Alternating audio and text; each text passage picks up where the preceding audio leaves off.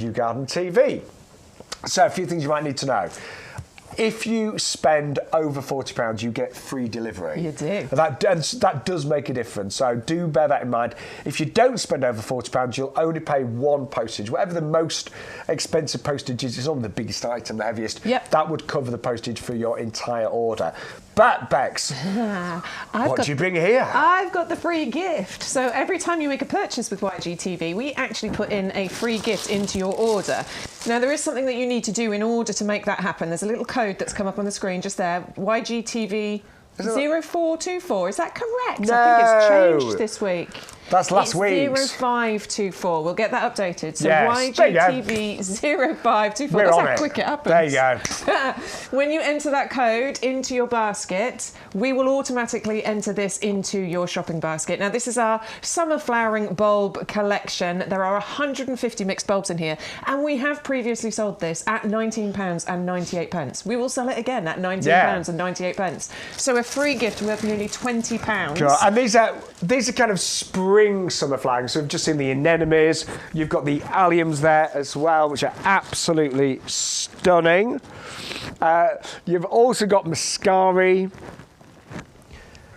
spherocephalon. The Ixia, I've never grown those, Bex. No, and they're so beautiful, aren't they? Sort of May, Tulips. June time is when they come up. Tulips, which are the sky-high variety, so really nice and tall. They can get up to 90 centimetres. Plus those allium spherocephalons, which are going to flower probably right into July, into August as well. There they are. So what you've got is real, I mean, it's such successional flowering going on, right the way through from about March all the way through to August into the summertime, and they come back for you every single year, and they invite the beneficial pollinators into your garden as well. I think that's a fantastic free gift. It really is, and that's with every individual order today. All you need to do is use that code YGTV0524. Right, Bex, I want to go to the new stuff. Yeah, let's do it. Left We're or excited right? about these. Should we start with the bluebells? Yeah, all right, let's do that. Why not? I remember as a child going to wood, which we call Bluebell Wood. And it was just covered in bluebells. Absolutely. They create a carpet, don't they? And as a child, I just thought it was magical. Well, they are quite magical. They're known as the fairy flower, aren't they? Yes, For a few different reasons, because the flower itself looks like a little hat, potentially, that the flowers, that the fairies could wear. Or they could creep up inside those flowers in order to shelter from the rain. So I do think they're quite magical. Now, if you try and plant bluebelbs that are not in the green, it can be quite difficult to get them established. It can, yeah. So dry bulbs, it's the same with the snowdrops that we're going to show you. They can be quite difficult for them to get established. So the best way to sort of ensure success is actually to plant them in the green. Now, in the green is this, okay? So these have been dug up, basically, out of the ground. So they are already sprouting. Sprouting, yeah. And so that means that they've already got a good start, basically. Well, we know. Shall I take one out? We know for sure they're actually alive. Exactly. Because the trouble is, when you buy bluebells and snowdrops, sometimes in the garden centre, big store, they may have sat in those packets for months and completely dried out. But these are in the green. They're already growing. Absolutely. So they are already raring to just burst into life for you. And that means what you can create at home in your own gardens, or even in pots if you want to, is create that beautiful sea of bluebells, because they will naturalise, they will multiply, and they will look absolutely glorious. And bluebells do look so lovely underneath trees and in the shady areas. They really do, yeah. But there you go. That's what we want to create. I've got some beautiful bluebells in my garden, and they are quite vigorous in nature, you know. They can spread, they can multiply, and they can look absolutely gorgeous, can't they? Oh, I love them. And I've got a corner of my garden where there's a huge tree, and I've got them around there. Yeah. And they are quite magical, actually. And they're actually quite tolerant of full sun as well. So, you know, their natural habitat where they grow is in woodlands and in quite shady spots, but they actually can tolerate full sun as well. Yeah. I've got them growing all over the place. I was just thinking, my mum's got some in her front garden, And you're right, they do get a reasonable amount of sun. Yeah. Mine are completely in the shade, but they love it there. Well, I've got them in both spots. There's some that grow in full sun, get at least 6 hours of sun a day, and some in those fully shady spots, and they really don't mind. They just keep going. And flowering time, I'm thinking about April, isn't it? Yeah, about April time normally. Obviously, it depends where you live. And you get a lot of lovely foliage underneath as well. So lovely foliage, and that does sort of just die back down on its own once the flowers disappear too. But if you buy them now, you should get flowers this year. Yeah, you should get flowers this year, but do remember that they will naturalise, so these are going to get even bigger and better over the years. Well, Elaine's watching. She's got hers already. Well Good morning, done, Elaine. Good girl. 630-011, £14.99. Good morning, Philip, too. You're watching us on Facebook. Of course, there are multiple ways you can watch us. Facebook, YouGarden page. There's the YouGarden website where you can watch on there. And also on YouTube, if you search for YouGarden on there as well. I know lots of people like watching in different ways. Personally, I like YouTube. I'm the same. Because I can have that up there, and then I can have my web page open on YouGarden and be doing it that way. I'm the same. And good morning to Neil, who's just checking in with us as well. Right, we're going to move on, though, to snowdrops next. And again, when you buy snowdrops as a bulb, it can be so disappointing. I know so many people say, my snowdrops never came up. I planted lots of bulbs. But the thing is with snowdrops, the bulbs are very small. They can easily dry out. They can, yeah. The best way to plant a snowdrop is definitely in the green. And that's what we've got right now. 50, there's a really good price actually, 50 for $16.99. I adore snowdrops, don't you? I think they're just, they're very brave, aren't they? The snowdrops, they're kind of the earliest flowering. You can often, if you live in an area where you get regular snow, you always will see the snowdrops coming up when there's still snow on the ground. And that, I think, is absolutely incredible. That something that looks so dainty and so delicate can brave those kinds of temperatures. So I just think that they're wonderful for that reason. And as we've been saying, in the green, best way to ensure success. And in actual fact, the soil that's surrounding them in here, it contains a special fungus which really helps them to get established as well. It encourages a strong and vigorous root system, so that really helps them to get established. Very much like your bluebells, they will form clumps. You can leave them to form those clumps. You can divide them to spread them around your garden if you want to. And another thing that I love about snowdrops is kind of the symbolic meaning, which is new beginnings and hope and rebirth and the ability to overcome challenges, which if you think about what I was just saying about how snowdrops will come up in the most challenging of circumstances, that absolutely makes sense, doesn't it? And when they do come up, they are, generally speaking, the first bulb to flower in the UK. They are. It does give you hope. It does fill you with joy, doesn't it? I love it when I see my first snowdrops. Now, I run a local garden club. We had a speaker a few weeks ago talking about snowdrops. And the most expensive snowdrop that he'd ever sold was nearly £2,000. It's incredible, isn't it? There are some really rare varieties. Seriously, this single snowdrop went for nearly £2,000. Yeah.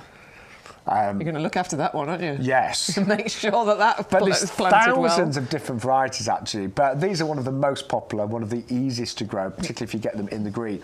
And one of the things that I we always say when you've got bulbs in the garden, let them die back naturally. Yes, this is fascinating, actually. Well, he told me, because sometimes you've got daffodils and you're trying to let the leaves die down, but you think, oh God, they look all messy, and you end up chopping them off or whatever. And you should never really do that. But I've done that before, if I'm honest, in the pub garden, and they still come back. Yeah.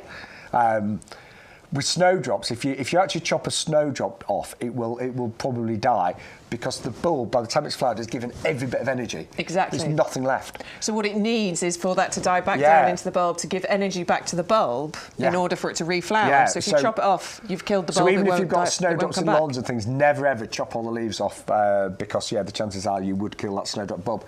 But buying them in the green right now, you've got the best chance of them naturalising, growing, spreading. Absolutely. And you do need to get these in the ground relatively quickly, by the way. These aren't ones that you want to buy and then just leave set around in the bag for too long. Oh, God, they're definitely going to need attention as soon as possible. So once you receive them, I would definitely be planting them within a couple of days, to be honest with you. If you can't get to it instantly, it's not a problem. Maybe just check out a little bit of water inside the bag just to keep them nice and moist, but I wouldn't leave it more than 2 or 3 days before you actually get those planted.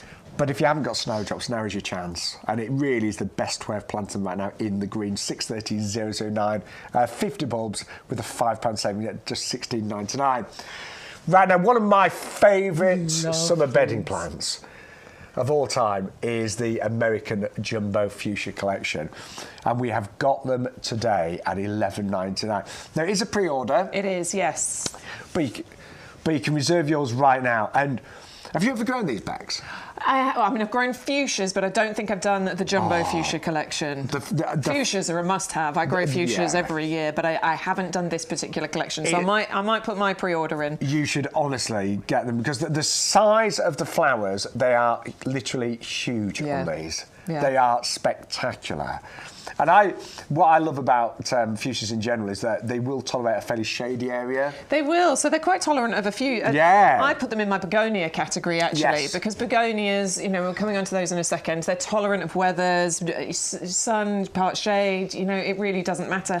And it's very much the same with fuchsias as well. So a full sun position is fine, great in fact, it'll obviously encourage a lot of blooms to come through. But if you have got a part shady area as well, not going to be a problem for your fuchsias at all. But this is all about the size of the flowers. They are massive compared to regular fuchsias. And I just love the shape, because you've got those beautiful ruffled petals. I always think of ballerinas when I look at them, or can dancers, because you've got those lovely ruffled skirts is what I call them, and the combination of the colours on there as well. And they're just so easy to look after. And these ones, as you say, they're bigger, they're bolder, and they are always on YouGarden a regular bestseller. These just keep going. And you get different varieties in this, don't you? You do. So there's 4 different varieties. We've got in here Voodoo, which is the ruffled purple centre with the bright red sepals. You've got the Swing Time, which is the bright red and white colour.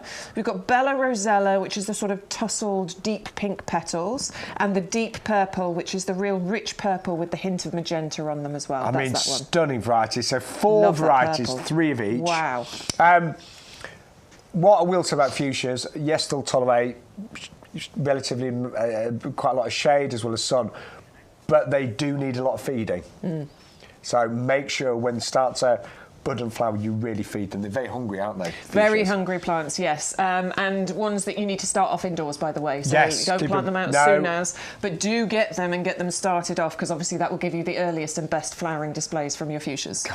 But they will be amazing, and they look really good in pots and baskets. Yeah, I think they're wonderful in baskets, because obviously they tumble down over the sides of the hanging baskets. But likewise, again, same with the begonias. They work beautifully in pots, because they just tumble over the edges of the pots. This isn't the massive trailing variety. We are only talking maybe 30 centimetres. But if you think about that in a pot or a hanging basket, that's going to be absolutely gorgeous. I tell you, that's a great price on those today. So it is a pre-order, but you can reserve yours right now. And they've always been one of the best sellers. Absolutely. Look how big. In the palm of somebody's hand there. Look at how big those flowers are. By the way, people have been asking when they'll arrive. You should get them the first week in March. Yes. So only about 5 weeks away. Not long at all. No. Perfect timing, in actual fact, to get those started off. Yeah, and so you'll be able to grow them on, just keep them frost-free, but they will be amazing. And I think that gives you an idea of the size. Like those 2 flowers filling up a whole hand there. I love them. I remember the first time I grew them many years ago.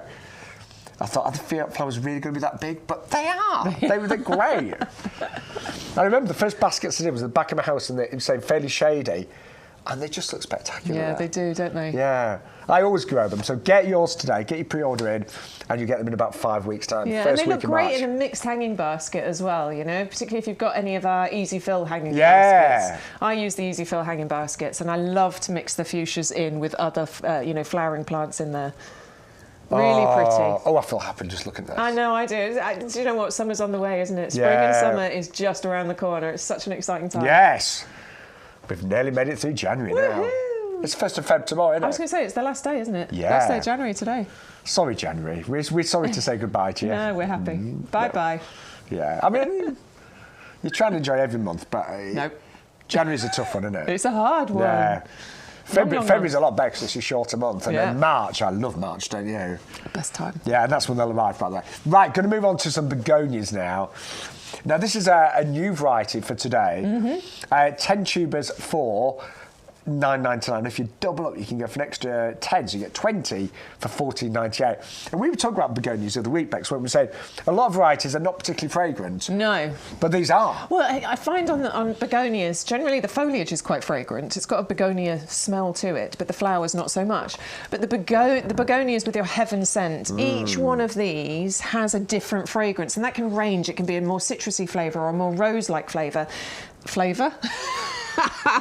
Scent. Apologies. Scent, aroma, absolutely. So yeah, what you've got here is a mixture of colours, but each one of those is going to have a different fragrance, which mixed together is going to be just a party for your nostrils, isn't it? And what gorgeous colours as well. Gorgeous colours, and actually what I love about these is what you've got is kind of rose-like flower heads here, you know, loads and loads of layers of petals going on here, and each of these flowers can reach 4 or 5 inch diameter as well. So we're talking about big begonias, gorgeous scent begonias, and a lovely, lovely range of colours. And obviously, we will keep saying it with begonias, you know, you just get flower upon flower upon flower. They are, and apologies if I'm repeating myself, but the pub that I look after, me and my other half have got a pub, and I'm head gardener at the pub. I'm only deputy here, but the pub I'm head gardener. But I do a lot of begonias in the pub garden because they look amazing and they're so easy. And I have learned through, I'm not going to say mistakes, but one year I did loads of petunias and it was a wet summer. And it was a nightmare because the petunias was like mush. I did geraniums one year, but it wasn't particularly sunny summer and the geraniums didn't really do particularly well. But begonias, you know, whatever summer we get, whether it's dry, wet, whether it's say a really good summer, whether it's a poor summer, begonias just don't seem to care. Well, this is why. This is absolutely why begonias are always in the top sellers at YouGarden. Every single year, they feature right up at the top of the charts because they're so easy to look after. You get a really long flowering display, sort of June, July, all the way through to the first frosts into October. Depending on how mild October is, it can be right the way through October as well. So low maintenance. I didn't even deadhead mine. No, I didn't. We don't. When the flowers go over, they just fall off, don't they? They do, just drop off on their own. You can deadhead them if you enjoy doing that job, by all means. If you want to go around and deadhead, you can. But they don't seem to need it to keep repeat flowering. I don't think so. No, I never do. So tolerant of British weather, there's really low maintenance, really long flowering season, and if you feed well and water well, you'll get so many flowers on there as well. And the great thing is the tubers at the end of the season, when it gets cold and you get first frost, the begonia foliage will just die and go black and mush. But you can lift up the actual tubers, store them over winter, just somewhere cool, dry, and then plant them next year. Absolutely. And the tubers get bigger year after year. So these are a lot of bedding plants, you just throw them away at the end of the year, but not with these. Yeah, I didn't actually dig my tubers up last year. They were in a pot outside. Do you know what? Sometimes they do survive, even outside. It very much depends on where you live and the weather conditions. I'm going to leave that pot alone and I'm going to see if they come back. Chances are I've lost those ones, so I will be getting some new ones this year. We'll see. I've been amazed sometimes begonias that I've left in the ground have suddenly reappeared. Yeah. But not always, and you should definitely protect them from frost. Absolutely. Right, a few more hellos. Good morning, Andy. Morning. How are we? Game Swipe. That sounds like a fantastic name. I love it. It's obviously a username. Oh, Dingo's watching. Good morning, Dingo. Lots of Total regulars. Oh, Philip is saying he does exactly what I said, which is YouTube on the television, and then obviously if you're placing orders or messaging in, you're doing that on your phone. I think that's the best way of doing it. Way. Some people don't know, excuse me, how to watch us on YouTube, and we're hopefully going to do a little video soon and put that out in all the different places. Because actually, with modern TVs these days, it's actually quite easy to get YouTube up on your telly, isn't it? Yeah, if your TV's got internet, it's dead easy. If you've got a smart TV, connect to the internet, you just find the YouTube app and type in YouGarden. Yeah, because sometimes it's nice to watch it on the big screen, isn't it?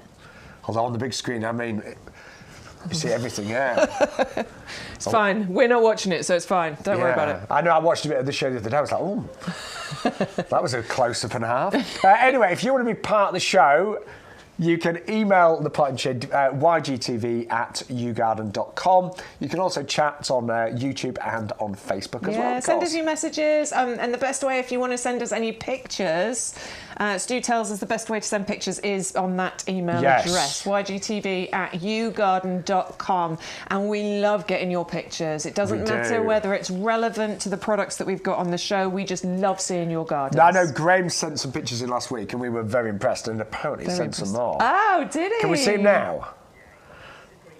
Oh, that's his greenhouse. Oh, my word, Graham. What have you got growing there? You've put mine to shame. Yours is so organised. You've got so much going on. I can see some geraniums, osteospermum there, fuchsias. What else we got there? They look like busy lizards at the back, your New Guinea ones. There's all sorts, isn't they? Wow, look how organised. I know. That's incredible. Look all the geraniums. I can see that Acer out there. I've seen your Acer, Graham. God. Stunning, Graham. Wow. Obviously really into his garden. Can we come and visit, Graham? Can we come and have a look around your garden? Maybe we should go to Graham's garden and do a show from there. I'd love to. That would be ace. Because you've really made me feel, Graham, that I need to tidy my greenhouse up.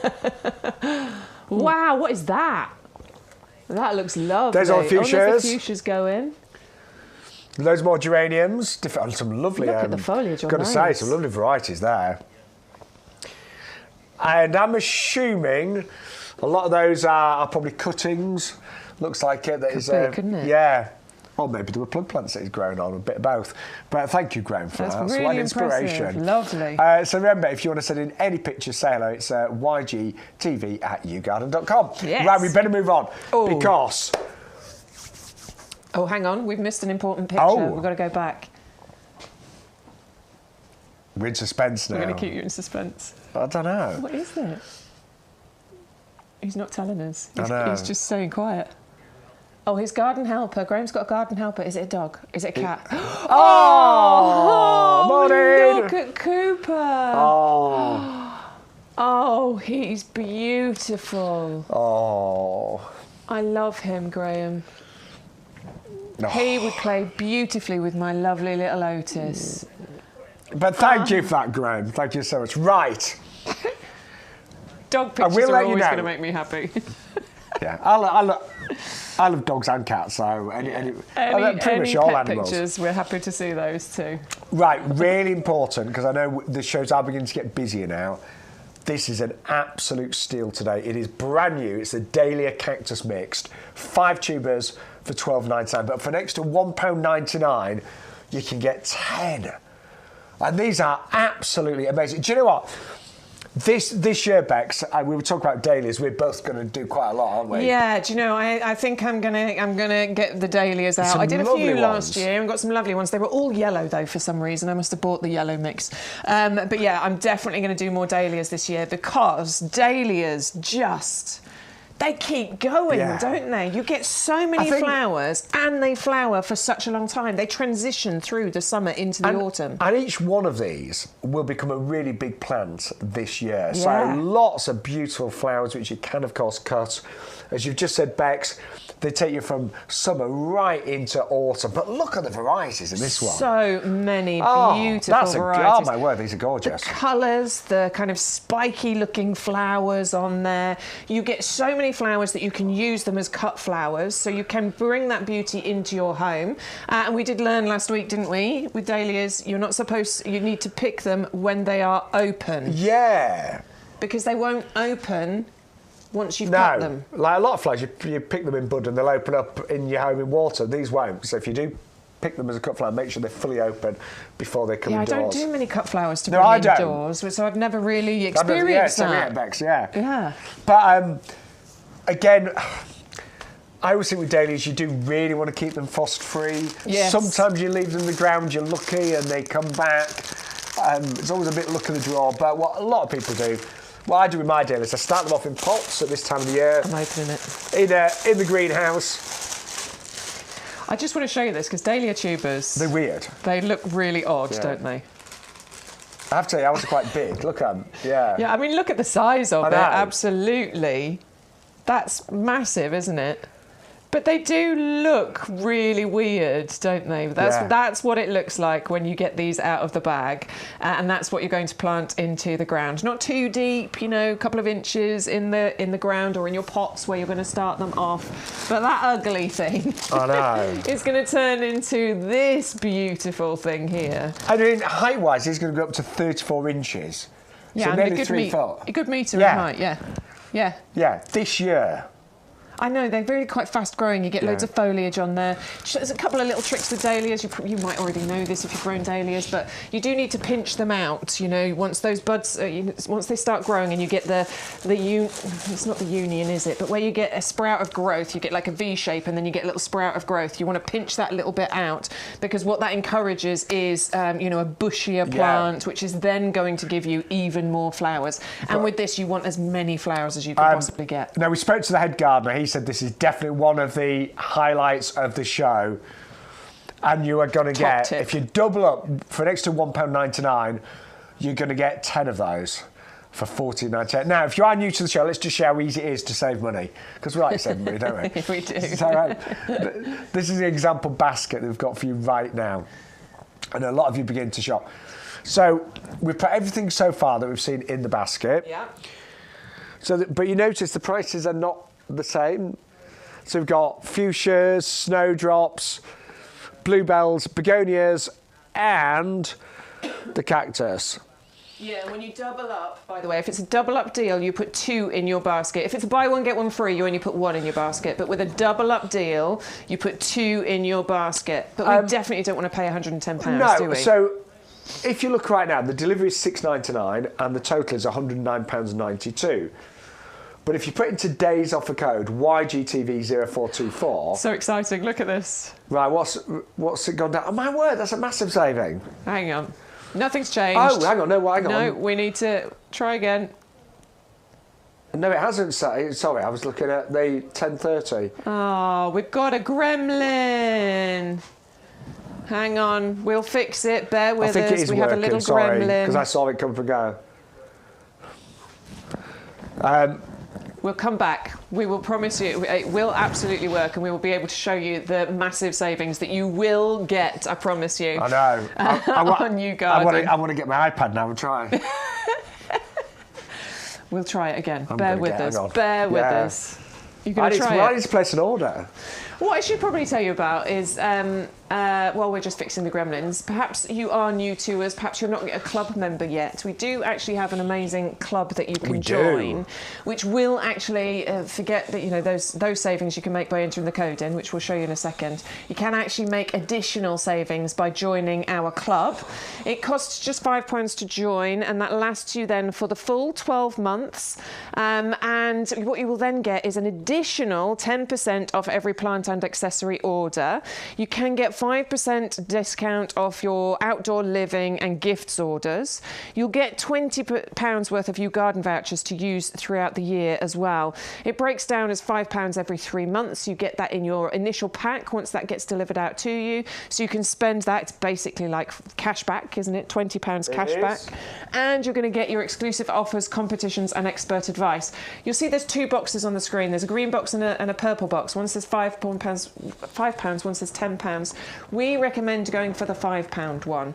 It's an auto renewal, so every 12 months it will automatically renew your membership at £5. So even if we put the price of the membership up, you will only ever pay that £5. But you can cancel that auto renewal at any time. If you want to cancel it, you absolutely can. It's not an issue. But once we're able to show you, and we'll fix the gremlins, once we're able to show you the savings that you can achieve, I don't see why you would want to cancel that membership. Yeah. So are we just saying hold fire till we've sorted that out? Hold fire. We'll show you in a second. Because I couldn't get it to work either on my iPad. We've messaged the people in the know, so they're going to come back to us in a second and say it's all fixed, and we'll show you again in a moment. So bear with us. No, it didn't. I'll be honest, it didn't work for me either. So while we're trying to fix the gremlins, we'll give you a little talk on our premium professional compost, because this is, you know, this is a time to stock up on your premium professional compost, because, I mean, I definitely need some more. I've got 2.5 bags left at home. I've got hardly any left. I know. So I know I'm going to go through that 2.5 bags very quickly, because I'm going to be planting out. I've got so many things. I've got begonias. I've got my seeds to plant. There's so many things. So I'm going to go through those 2 bags very quickly. It's actually a really busy time now for compost. Yeah. And if you order today, postage is included. It's only $24.98. And that's 2 of our big bags, the 2 50-litre bags. Now, before we talk about the ingredients in the compost, it's really important, if you are new to the show, to really understand the pedigree of this and the history. So we actually broadcast from an 11-acre nursery. So right now, outside this potting shed, there's 11 acres of wonderful plants. So it's a great place with the sun shining today as well, which is really nice. But this is the compost that we use at the nursery whenever we're growing things on. I mean, this year alone we'll probably plant about 150,000 roses. I know, right? How many hanging baskets are they're planning on? Oh, my word. There's so many, isn't there? I mean, again, probably hundreds of thousands of hanging baskets.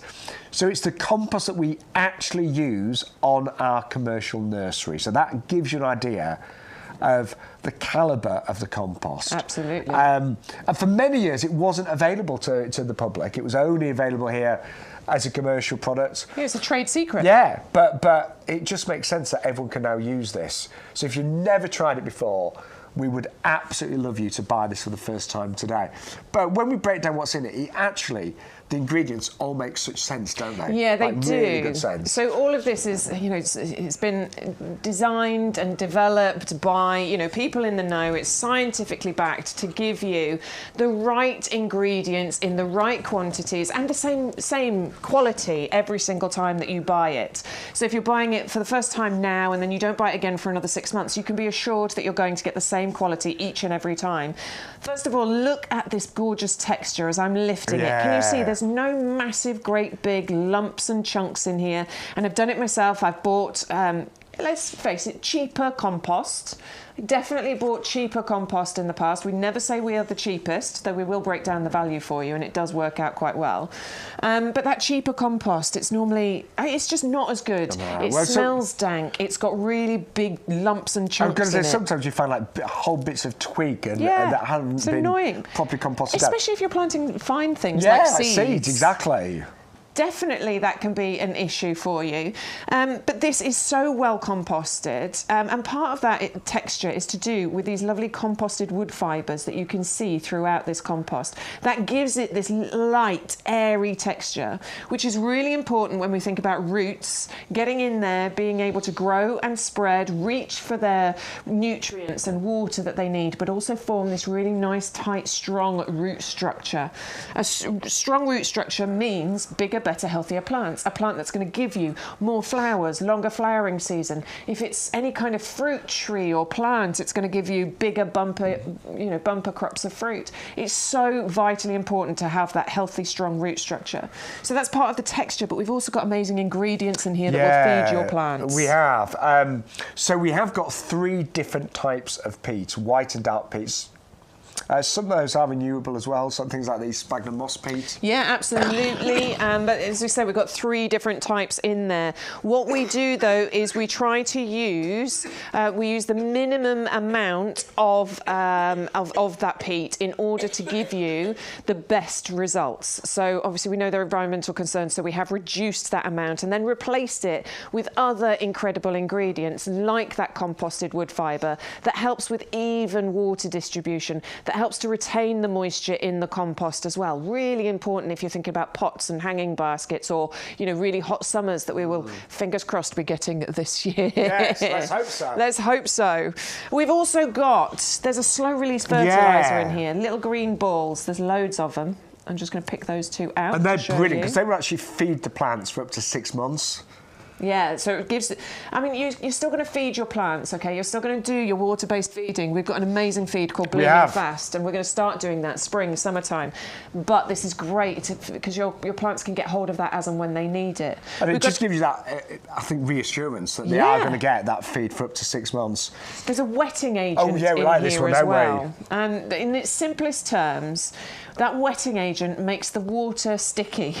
Yes. Which I know sounds weird, but just imagine... mean, we talk a lot about, you know, if you're watering your hanging basket and it's got dried out, and then you're standing there and you've got the watering we've can, all and done it, you're haven't doing we? this, pouring it in, and it all goes just over the comes side. over. And it's really frustrating because you're wasting all that water, you're just getting soaked, and the basket is still bone dry. Yeah. So that wetting agent, as you say, it really does make that water stick to the compost, which rehydrates your hanging baskets and pots even faster.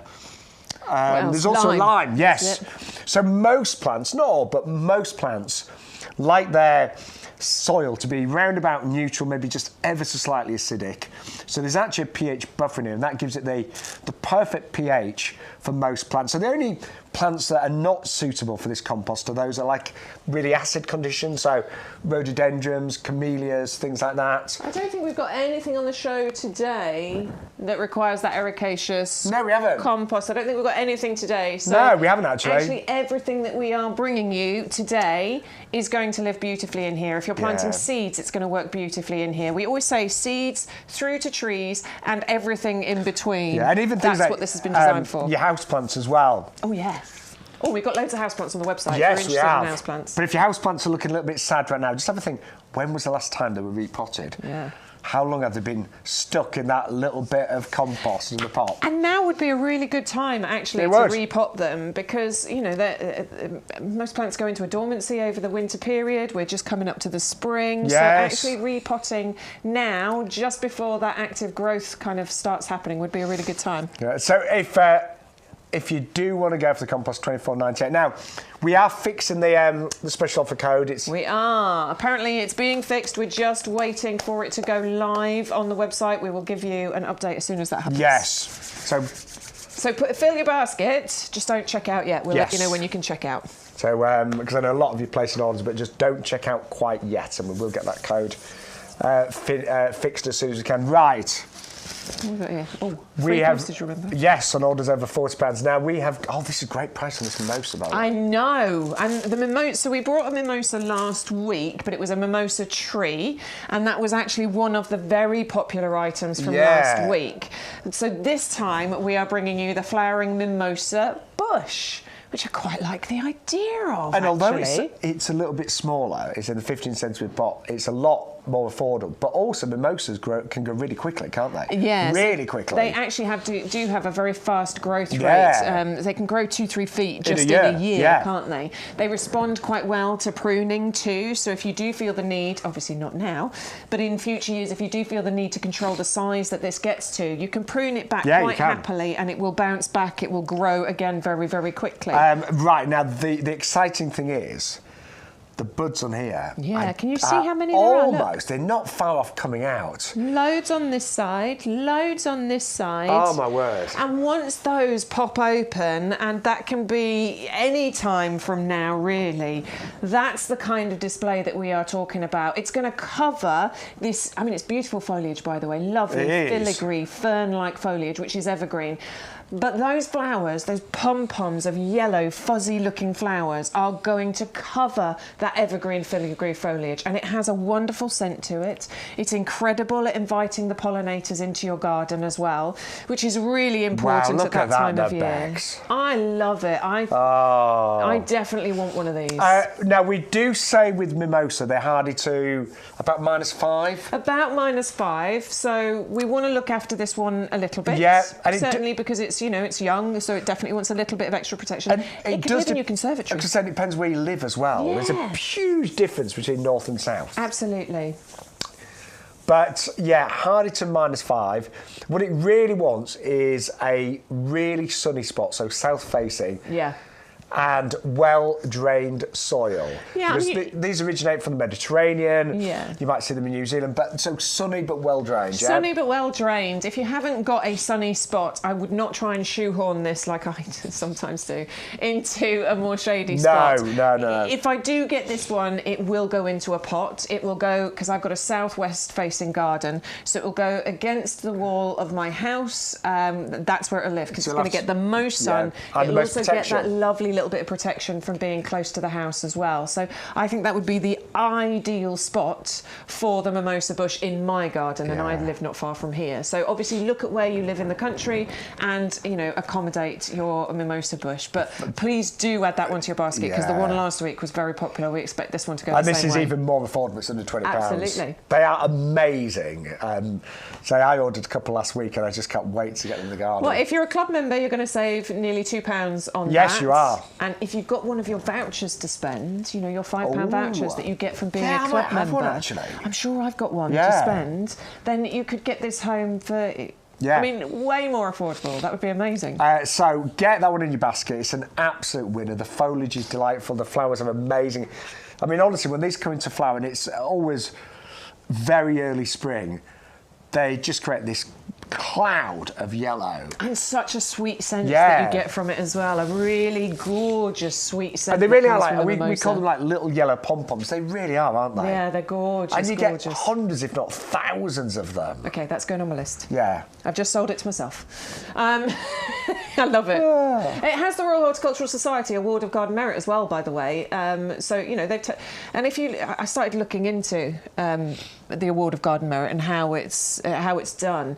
It's fascinating, actually, but it's very rigorously tested. It has to meet a strict set of criteria in order for that to be given. And it's updated on a yearly basis, and this does have it. So it does mean that, you know, you can shop with confidence, you can plant with confidence. It does just require a little bit of attention to make sure that it'll come back for you every year. But as Shaun said, very much depends on where you live in the country. Yeah. So if you want that one, 1999 510 634.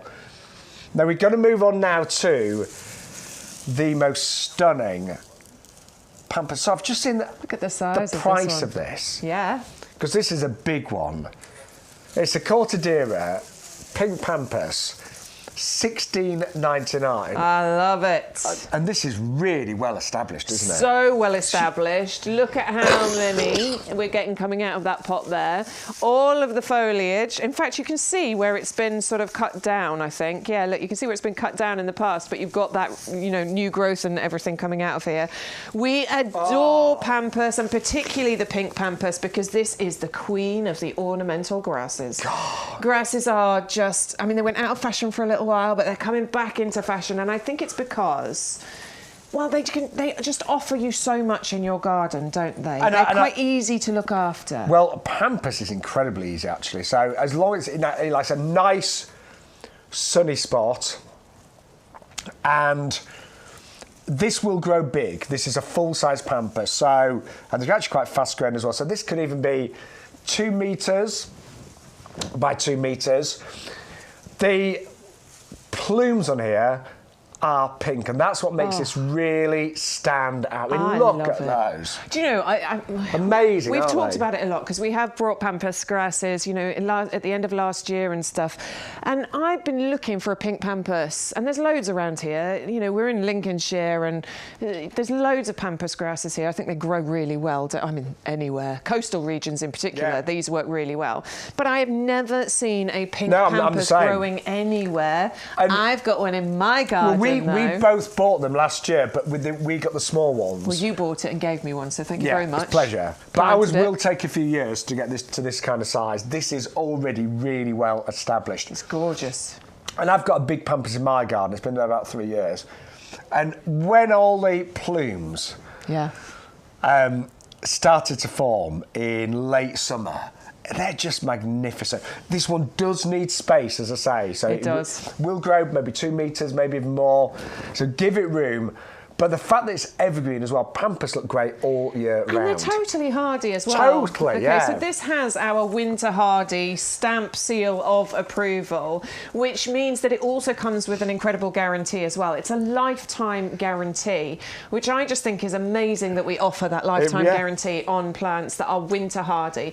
What that means is that if you get this and you plant it and, you know, you do what you're supposed to look after it, and it doesn't survive, all you have to do is get in touch with our customer services department department, explain to them what's happened, and they will replace it for you absolutely free of charge. All we ask is that you cover any postage costs to get that out to you. But Which that is could brilliant, be, isn't it? if you get it home now and in a year's time, you know, it has not survived, or it could be in 5 years' time or 10 years' time, because it is a lifetime guarantee. And that's on every single Winter Hardy product here on YouGarden TV, which is amazing. Good news! The yes. offer code is now working. Apologies if you tried to check out and you didn't get those savings. So let's shall go we try back. again? Yeah, let's go back and have a Right, look. here we go. So, we've put together the basket here. Loads of the brand new items, but it is saying £109 and pence there. Right. We'll try this again. It should be working now. Brilliant. So suddenly, that price goes down to £73.93. Also, the postage disappears because it's over £40. And we get the free gift as well, the Spring Flying Bulb collection there. There we go. So yeah, apologies if you tried the offer code earlier. We've had that little gremlin fixed. Sorry about that. But yeah, if you've got your basket full and you're ready to check out, please do have a go at checking out. Just check the prices, make sure that has worked for you. If there is a problem, just let us know and we will double check it for you. But it certainly looks like it's fixed now. Go. I think we are going to be very busy today. Yeah, definitely. Ooh, I've got a bit of pampas grass on my jumper. There you go. But yeah, good morning. Lovely to have your company with myself, Shaun, Ryan, and lovely Bex Edwards. We are with you until 1 o'clock this afternoon. Yeah, we are.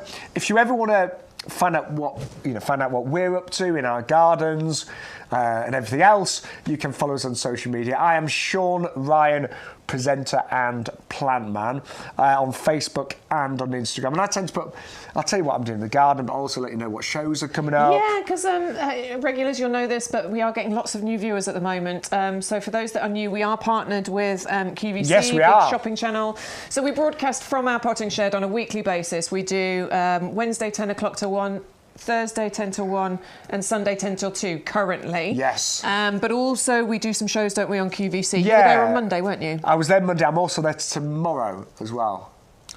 Oh, you are? Yes. I forgot about that. Yes. I forgot. Yeah, so I am on the QVC Style channel tomorrow at 5 o'clock, 5 till 7 it is.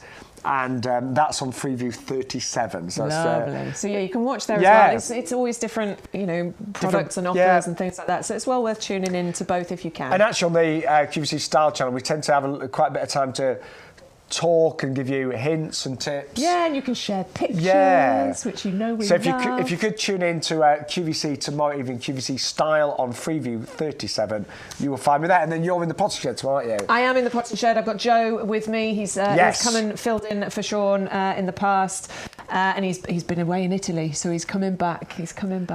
Yeah, so we've got loads happening, but yeah, we would love you to follow us on our social media. Right, we've got more begonias for you now. Yeah.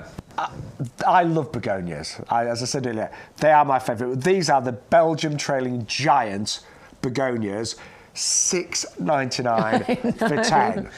The value on these, I mean, if you're going to buy just one item today, I'm going to insist it's these. Well, I think this was the top seller last week? It was, wasn't it? It was on. Oh, we only brought it out on Sunday. And it was by far the top seller. So if you missed the Sunday show, we've still got stock available at just £6.99. And what I would honestly do, I would double up on these, I'd treble up, because the displays they will give you with minimum amount of work are going to be absolutely off the scale.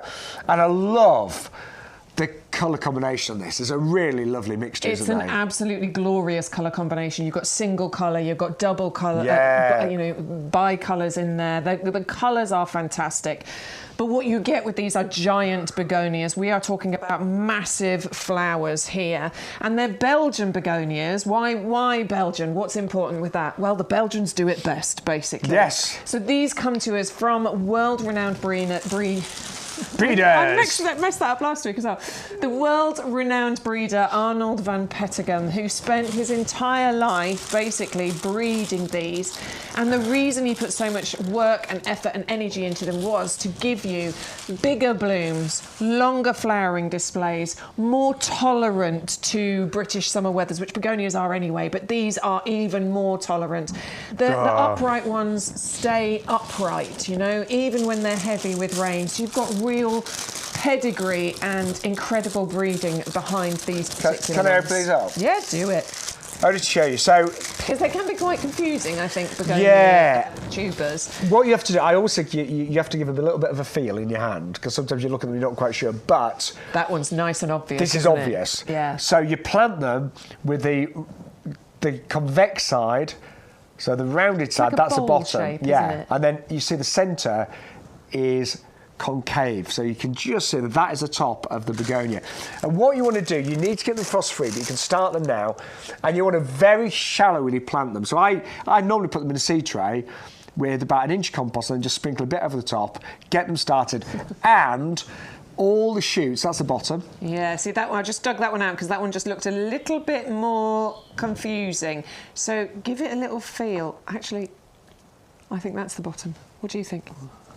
That's the bottom and that's the top, because you can There see you go. that's where the plant was last year. If you are confused, by the way, when you get these home, what you're going to do is we suggest, start them off in a shallow tray. That's what I do, seed tray. Seed tray, little bit of compost. You don't want to plant them too deep, but just a little bit of compost and get them going. And then if you have got one the wrong way round, it'll soon become obvious. Yeah, we see the because shoots. You'll be able to see where the shoot's coming from, so you'll be able to write it that way. And then the moment so don't worry too much. The frost has passed, you can actually put these outside. Amazing in a hanging basket, amazing in pots. They'll flower all summer long. These are yours last year, aren't they? Those are mine last year. I honestly, I get so excited to see these. There's 3 pots there with begonias in, and these were just the best thing. Look at that. I planted so many things last year. Look, you can see my lilies in the background there. I planted so much last year, but the best thing I planted in my garden was the begonias. Yeah. These 3 pots here just kept flowering, loads of flowers, very little attention to me for me at all. I fed occasionally with my blooming fast. I obviously kept them watered because they were in pots, but they just were the most beautiful thing that I had in my garden all year round. All the way through the summer, June, July, August, September, and into October. And they do keep going till the first frost. But as I said, what you can do when it starts to get cold and you get the first frost, just take the tubers out, store them somewhere cold and dry during the winter months. I've even stored them just in the garage. Yeah. And then you can plant them the following year and they'll get bigger and bigger and bigger. They'll be even stronger, won't they? Will, they? Yeah. See, I should have lifted mine. I didn't. And I'm going to get them again this year. In fact, I've got 1 bag already. And I'm going to lift them this year and then just have that strong display every single year. This year, I'm going to do them in hanging baskets because I just think that is... Yeah. I mean, I've got a northeast facing door, so obviously it gets morning sun and then it disappears. The begonias aren't going to care. Yeah, they don't care if it's... They don't mind. They don't mind shade, they don't mind full sun, they don't mind wet weather as well. The flowers don't just kind of fall to pieces when it's wet. Like a petunia sometimes, certain varieties of petunia can just turn to mush. These are really robust. And so I grow them predominantly, our whole pub garden is begonias because it's easy and they look spectacular. So grab those today. We were really busy for those on Sundays. If you missed out on them on Sunday, we have got them today at $6.99. 630193. So Linda said, should she plant them on the side so they don't rot from watering? I don't do that, but I am fairly sparse with my watering. And I will be honest, Linda, one year it was quite a mild spring and I put my begonias outside and they got too wet and some did rot. And you're right, you do not want to overwater them. Yeah, it's certainly sparse watering initially, but if you are starting them off, you're obviously in control of how much water you do there. And I have heard of people planting them on the side in the past. So we don't say there's rules to it. It's not black and white. No, it's not. Very much depends where you are, how you're starting it off. What I tend to do, Linda, is I water around the begonia tuber, so not directly on the top. Yes. So that's what I do. And I normally do it because the water can just drenches a lot. I tend to have a jug and I water just around them. And I will say, I just put a little drop on the top. That begonia picture of my pots that we showed you a second ago, I actually didn't start those off. Now you can, and I think it's brilliant too, because obviously you will get flowers way earlier and way longer. So I am totally recommending you get them and start them off now. I didn't plant those out until the frost had passed, and I had amazing displays. Yeah. However, I'm definitely starting them off this year because I want to get them even earlier so that I get those displays. Really busy for those this last week. If you want them, they're only £6.99 with an £8 That's less than half price. That's a great basket filler as well, by the way. If you're trying to get over your £40, I mean, I think they're better than just a basket filler. You should just be adding those anyway. But if you put a few things into your basket and you're just that little bit off the £40, definitely put those in your basket. I'm going to be buying so many bags of those. Seriously, so many bags. Right, this year I'm also determined to grow more dahlias. I grew a few last year. Yeah, me too. I want to grow more. Yeah, and there's a lot. I think this year there's some really exciting varieties, including this one. There's so many varieties, isn't there? Like over 150 varieties of dahlias or something or other. I probably think way more. Probably way more than that. There's way more. Yeah. There can be loads. Yeah, way more. I've got a speaker at the garden club, and he alone is growing 150. Oh, varieties. That's where I've got that number from. That's where I've got that from. Thousands of different varieties. Loads of dahlias. But this is the blackberry ripple, which I've never grown. But oh my word, it looks absolutely stunning. Now you get 3 tubers for £9.99, or you can double up and get 6 for £14.98. And what I love about dahlias, just the size of the flowers, the structure of them, they are just beautiful. And look at the markings on this one. Absolutely gorgeous markings. I've just gone and got the other board of the Dahlia cactus mix because I just think if you want your dahlias, because obviously it's a very similar shape, isn't it? But you've got a bit more interest going on with the blackberry ripple because you've got those lovely ripples of colours. But yeah, if you want your dahlias and you're going for either the blackberry ripple or the cactus mix, add the other one in because that all together will look fantastic, won't it? Now again, you really want to keep them frost-free. Some people do leave dahlias in the ground, and my mum had one and she lived in York for years and it came back year after year, even in York. But you can lose them over winter if it's particularly harsh. So a lot of people do dig them up. So if you plant them now, I would plant them in pots, get them started, keep them frost-free. But they will create huge plants the first year. And that's what I love. You know, one dahlia can massively fill a pot, can't it? Yeah, we don't have to wait for it to establish, do we? You know, it's not like, I don't know, peonies, for example. Yeah. And we've got a beautiful coral sunset peony coming up and well worth getting in your garden. But first year it needs to just get established. You only get a few flowers. Not with dahlias. You will get so many in the first year. So these really are a lot of bang for your buck, to coin one of those phrases. You will get so much from this first year onwards. No, I tend to grow mine in, well, I was going to say a mixture actually, pots and borders, but a nice sunny spot. Lovely, yeah. They want as much sun as you can possibly give them. Sometimes they need a little support, but if you plant them all together, they can kind of sort of support each other. So that's not too tricky to do at all. Lots of foliage, but so many flowers, which I think is what's important here. And it is a double up deal, so you go for 3 tubers for £9.99, or if you double up, you get 6 for £14.98, 63314. But yeah, good morning. Do come to the group chat. We would love to hear from you on Facebook, YouTube, and of course you can email us on our brand new website, which is ygtv@yougarden.com. Right, something brand new again over here. Okay, yeah, so we've got the planter mat here, which contains the Lilium and the Liantris. Sorry, I'm just going to trip over those two. So the Liantris and the Lilium. What did I say? Liantris, apologies. I haven't grown these before. No, well, I've grown. I've not grown the. I think it's Liatris actually, but I've not grown those ones. Obviously, I've grown loads of lilies, but I've not grown the Liatris. But these two together can create a beautiful display, I think, because there's a nice contrast between the two, isn't there? The colours really work together, don't they? The colours and the shapes, because the Liatris, you get that kind of spike, and it's almost like a bottle brush type effect to the flowers that you get here. I mean, those two together, I just think they work really nicely. With a planter mat, what you've got here is, so I've taken one of the tops off so that you can see inside here. Let me just tip it so you can see. So what we've got is a display that has been pre-arranged for you in the perfect spacing and the layout. So you've got exactly the right spacing between the bulbs, and it gives you the right depth. Exactly the right depth. So it gives you a designer feel instantly. You know, it's taken all of the hard work out of it, which gives you just the beautiful spacing between the flowers. That looks lovely, doesn't it? It really does. And what you do is you take that planter mat and you bury it. It is biodegradable, so it will just degrade in the compost, but it it will then give you that gorgeous display of flowers this year. If you want to plant it into the ground, you absolutely can. The instructions are on there, so you're just going to dig a hole, bury it, water it in, and you will get that display this year. With the plant amount selection, it's all about just making it really easy and quick. I think these make great gifts as well. I think they make wonderful gifts, and they just give you that designer level display, basically, because it's perfectly spaced, perfectly positioned. They're both hardy, so you don't need to worry about them. They will come back for you as well every year. You can use them as cut flowers. They're wonderful. And by the way, the lilies that are in here are Asiatic lilies, so these are not the fragranced ones. And I know some people really don't like the lily fragrance, so it's just a bit too strong for them. So yes, that's just one of the items that you've got in there. But the liatris as well, it's very exotic looking, very long lasting bottle brush flowers that you have on here, and lovely sort of strappy green foliage on there as well. We do have a pot that these will fit perfectly in as well, which is the April.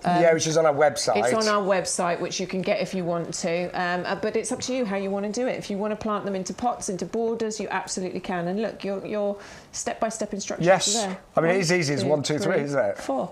That's it. And as I said, this is biodegradable. So once you plant this into the ground, this will just rot away and disappear. So we're being environmentally conscious as well. It's for those of you that don't have a lot of time, that want to just get a really easy display, and all the work's been done. They've all been spaced perfectly in terms of width and depth. The two work really well together. I think the purple and the cream is a lovely combination. It's so pretty, isn't it? And we have got a double-up deal today. So either one of the kits for £12.99, but you can double up and go for two for £17.99. Right, we've also got our iris, and this is the peacock mix. Look, these are only £9.99, 5 bare roots. And I just think when you look at an iris, you know it's an iris. You do, and there's something really spectacular about those. Very exotic looking, aren't they? I mean, I think the name's perfect, peacock mix. We think of peacocks being really showy, don't we? Yeah, definitely. And that's a showy mix. Absolutely. And I say they look exotic, but obviously totally reliable, incredibly hardy, perennial flower you're going to get here. You want to put them in as sunny a spot as you possibly can to get the most blooms, but they don't really need to be in full sun. They will cope with part shade quite happily. It's just you will get more blooms if you put them in a good sunny spot.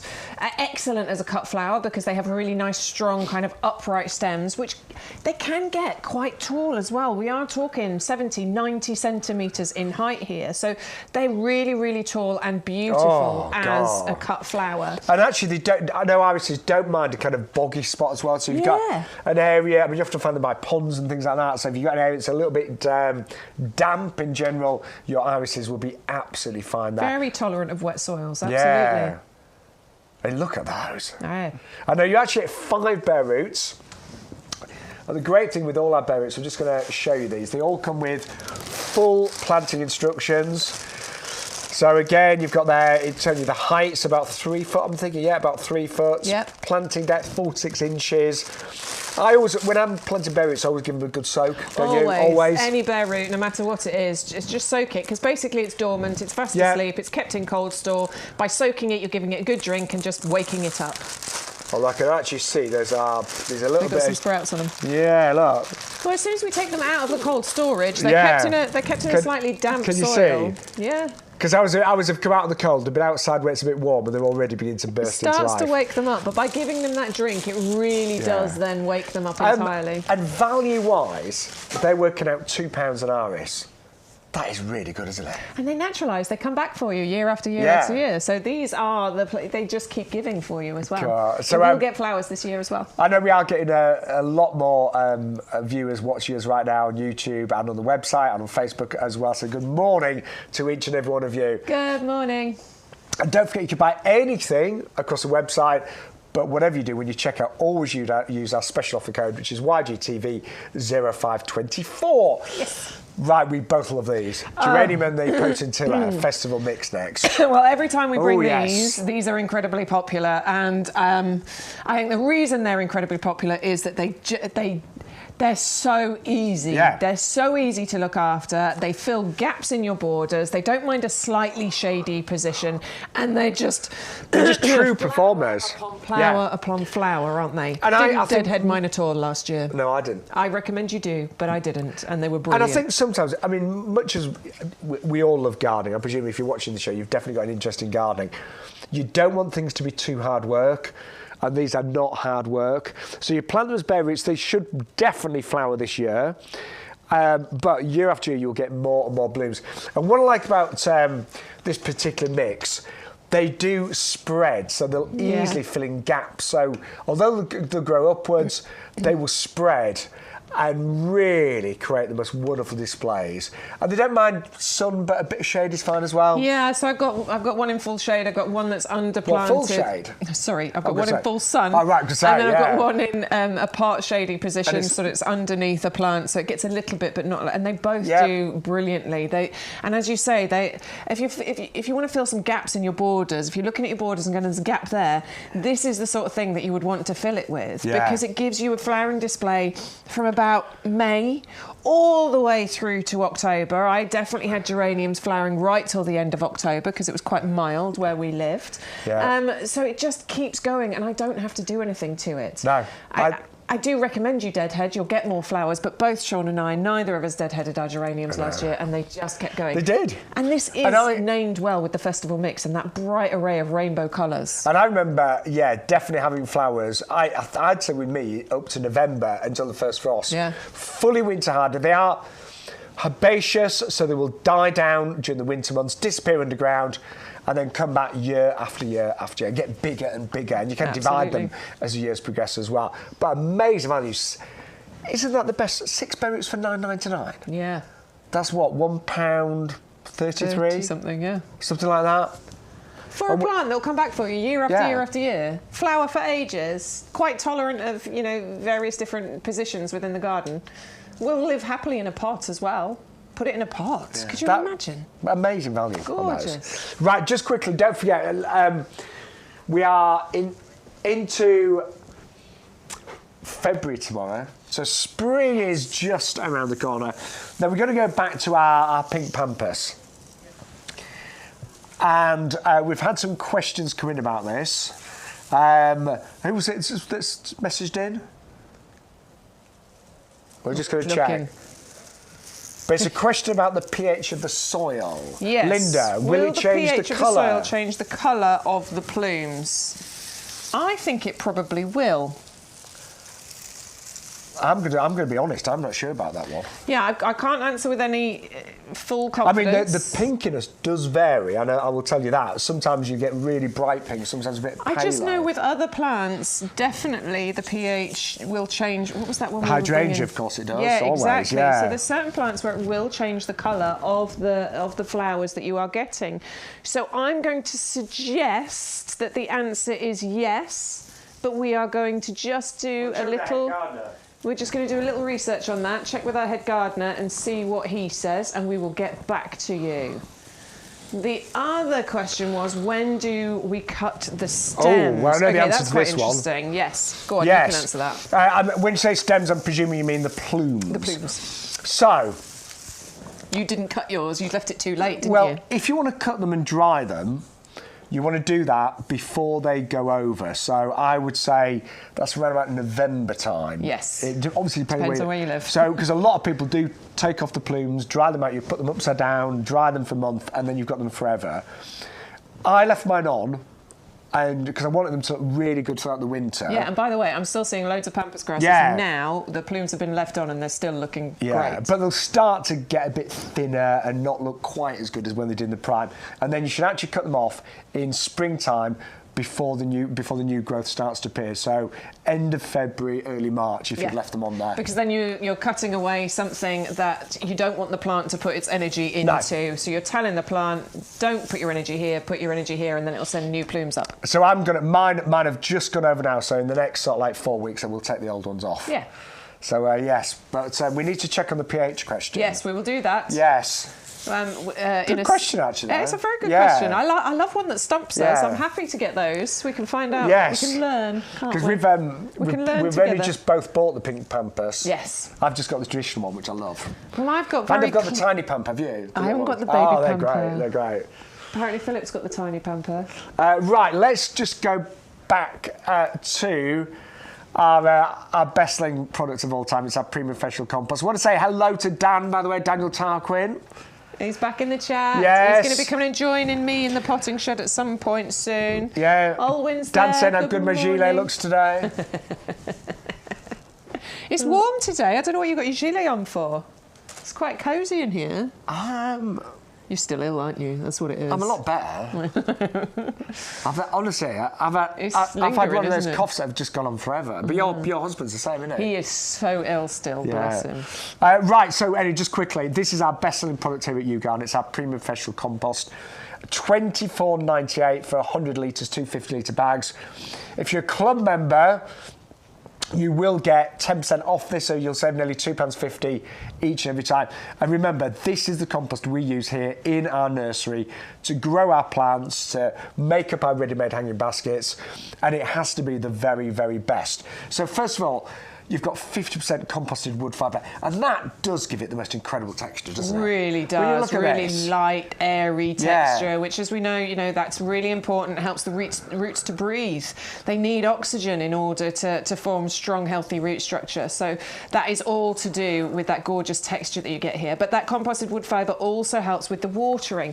So it gives it really nice, even water distribution, which again is very important. But it also helps to retain the moisture in here as well. So hanging baskets, pots, hot summers. It's fantastic for use for that. We've got in here 3 different types of peat as well. We've got dark and white peat. Some of it is renewable. There's the sphagnum moss peat, which is the renewable one. But we use the minimum amount of peat in here to get the maximum results. We appreciate there are environmental issues, so we have reduced that amount over time.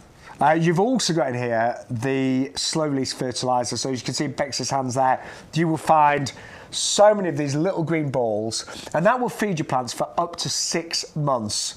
So that gives you all of that security that your new plants are going to get a really good, slow and steady feed for up to 6 months. There's also and what we call a pH buffer in here. Most plants like to be in fairly neutral soil, just ever so slightly acidic, and the pH buffer in here creates that perfect pH for most plants. The only compost, the only plants that are not really suitable for this compost are those that really like acid conditions. So your rhododendrons, your camellias, things like that. Your blueberries, of course, as well. And then also we like the wetting agent, don't we? We do, we because really do. It just helps the water to get into the compost. So if your pots or your baskets have got particularly dry and you go to water it and the water just tips over the side, it doesn't actually go into the compost. That's so annoying when that happens. What this wetting agent does is it makes that water sticky. Yeah. It makes it go into the compost. What it doesn't do is then make the compost soggy and too wet. So it's really fine balance between the two things. So it's just it's such a scientific process, but we don't have to worry about the science behind it. All we have to worry about, or not even worry about, is know that this is going to make a difference to your gardening abilities. And if you're getting ready to plant your seeds, this is the one to use, genuinely, because it's so light, it's so fluffy, it's so airy. It is fantastic. Seeds, trees, everything in between. And earlier you said about some compost not being well composted down, so they've got the big bits and chunks in them. Seeds would really struggle with that. This is light and airy, but it is everything from seeds all the way through to trees. Lots of orders going through for this today. It's £24.98. That is for 100 litres. Delivery is included, so you've got free delivery. And if you're not a club member, do it now, and you get 10% off that. And don't forget, by the way, even if you're just buying compost today, you will still get your free gift, which is the 150 bulbs here, which are spring and summer flowering. They're now worth nearly £20. 205.49. But let's remind you of everything that we've seen so far. My voice is fine, by the way, Bex. It's come back. I've had my little cough. You're all right. Oh, it's just gone on forever, but no, it's good now. Right, are we ready? So, we started off with those gorgeous Dahlia cactus. I think these are amazing value, don't you? I adore them. Oh, God. Beautiful colour mix, 5 different varieties. Going to be an absolute favourite, I think, for this show. Begonia was our favourite on Sunday. I expect the begonias and this cactus mix to be the most popular. Certainly today. We'll see how the rest of the week goes. But yes, please get those into your basket. Get those started off now to give you the longest flowering displays from your dahlias. And remember, you can overwinter them and have them come back year after year after year. 630 225, amazing value and gorgeous colours. Now, some great begonias on the show. So begonia, my favourite, well, I call them a bedding plant, but my favourite plant to grow in the summer months. So these are heaven sent. You get 10 tubers for £9.99, or you can double up and get 20 for £14.98. Now, all of these particular begonias have got individual fragrances. So some are really sweet, some are a little bit more spicy. A lot of begonias don't really smell of much, but this variety is definitely one to grow if you love your fragrances. But these will repeat flower all summer long until the first frost. Big flowers, beautiful flowers. Great for pots, great for hanging baskets, great for your beds and borders, and just a riot of magnificent colour. And remember, begonias are easy. They don't care if it's a little bit shady. They don't mind if it's full sun. If there's a torrential downpour, yeah, a few flowers may fall off, but they don't just turn into mush, like something like a petunia can do, for example, and they will come back year after year.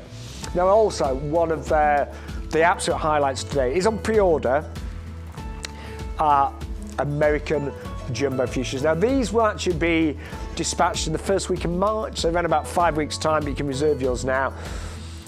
4 different varieties, 3 of each, and every one of these giant fuchsias just produces huge flowers, almost like a ballerina's dress, aren't they? I mean, absolutely stunning. Now, fuchsias will tolerate a fair amount of shade as well. So do bear that in mind if you want to do a nice hanging basket, but it's maybe in part of the garden that's not that sunny, fuchsias are fine for that. The only thing we'll say with fuchsias, you definitely need to deadhead to keep them repeat flowering, and they do need to be fed. Fuchsias are greedy, they are hungry plants, they do need feed, and actually our Blooming Fast is absolutely superb for this. That's our best-selling fertiliser that you will find on our website today. Then we brought you our snowdrops, our galanthus. Now, these are in the green. So what that means is they've been dug up now while they're shooting, while they're sprouting, and that means that they are definitely designed to survive, to keep spreading, keep growing. If you've ever bought snowdrop bulbs in a little packet and they've not grown, chances are they just dried out. Snowdrop bulbs are very small. They can easily dry out. So the best way to really ensure that you're going to get your snowdrops coming back year after year is to plant them while they are in the green. And these are right now. You get 50 of them for £16.99. And then also in the green, we have got our bluebells as well. Now again, same story. Bluebells can be a little bit tricky to get established if you plant them as a bulb, because again, they're very small. But if you plant them in the green, they can naturalise, they can establish, and they will come back year after year. And for me, when you see all of those bluebells flowering en masse, it's magical, isn't it? Flowering time around about April with your bluebells. We think of them as a woodland flower, but they will tolerate a more sunny spot. But personally, I just love them amongst trees like we're seeing right now. Absolutely amazing. 630-011. And then also, we've got a lower priced mimosa today. Now this is a mimosa that comes in a 15 centimetre pot. It is the most spectacular plant. So in early spring, so late winter, early spring, this is what happens. You get thousands of these yellow pom-poms that smell divine as well. And then contrasted with that, you've got this gorgeous foliage, so the fern-like foliage. It is a Mediterranean plant that you can grow in the UK, but there's a few things you need to bear in mind. It's hardy to about -5, so it wants a south-facing spot ideally. that's got well-drained soil. It would not like cold and boggy. It wants well-drained soil and a sunny spot. It also can be very fast-growing. So in the right place, it can even grow 2 to 3 foot in a single year, which is brilliant. And you can easily grow it in a pot as well. 5, 10, 6 to V4 for the flowering mimosa bush there as well. And then some more dahlias. Look at this one. This is the Blackberry Ripple. So you can either go for 3 tubers for £9.99, or you can double up and go for 2 for £14.98. Again, these are going to go into big plants this year. They are going to repeat flower. What I will say with dahlias, I think you should keep them frost-free. I mean, it may survive in the ground over winter, but generally speaking, most people do dig them up, keep the tubers frost-free, and they will come back year after year after year. 630 314 for the Dahlia Blackberry Ripple there. And then our final fuchsias, and these are the best deal on the show, so begonia rather. These are the best deal on the show. It is the trailing giant begonias, and you're going to get 10 tubers for £6.99. So ideal for your hanging baskets, ideal for your pots. Repeat flowering. They will tolerate sun and shade.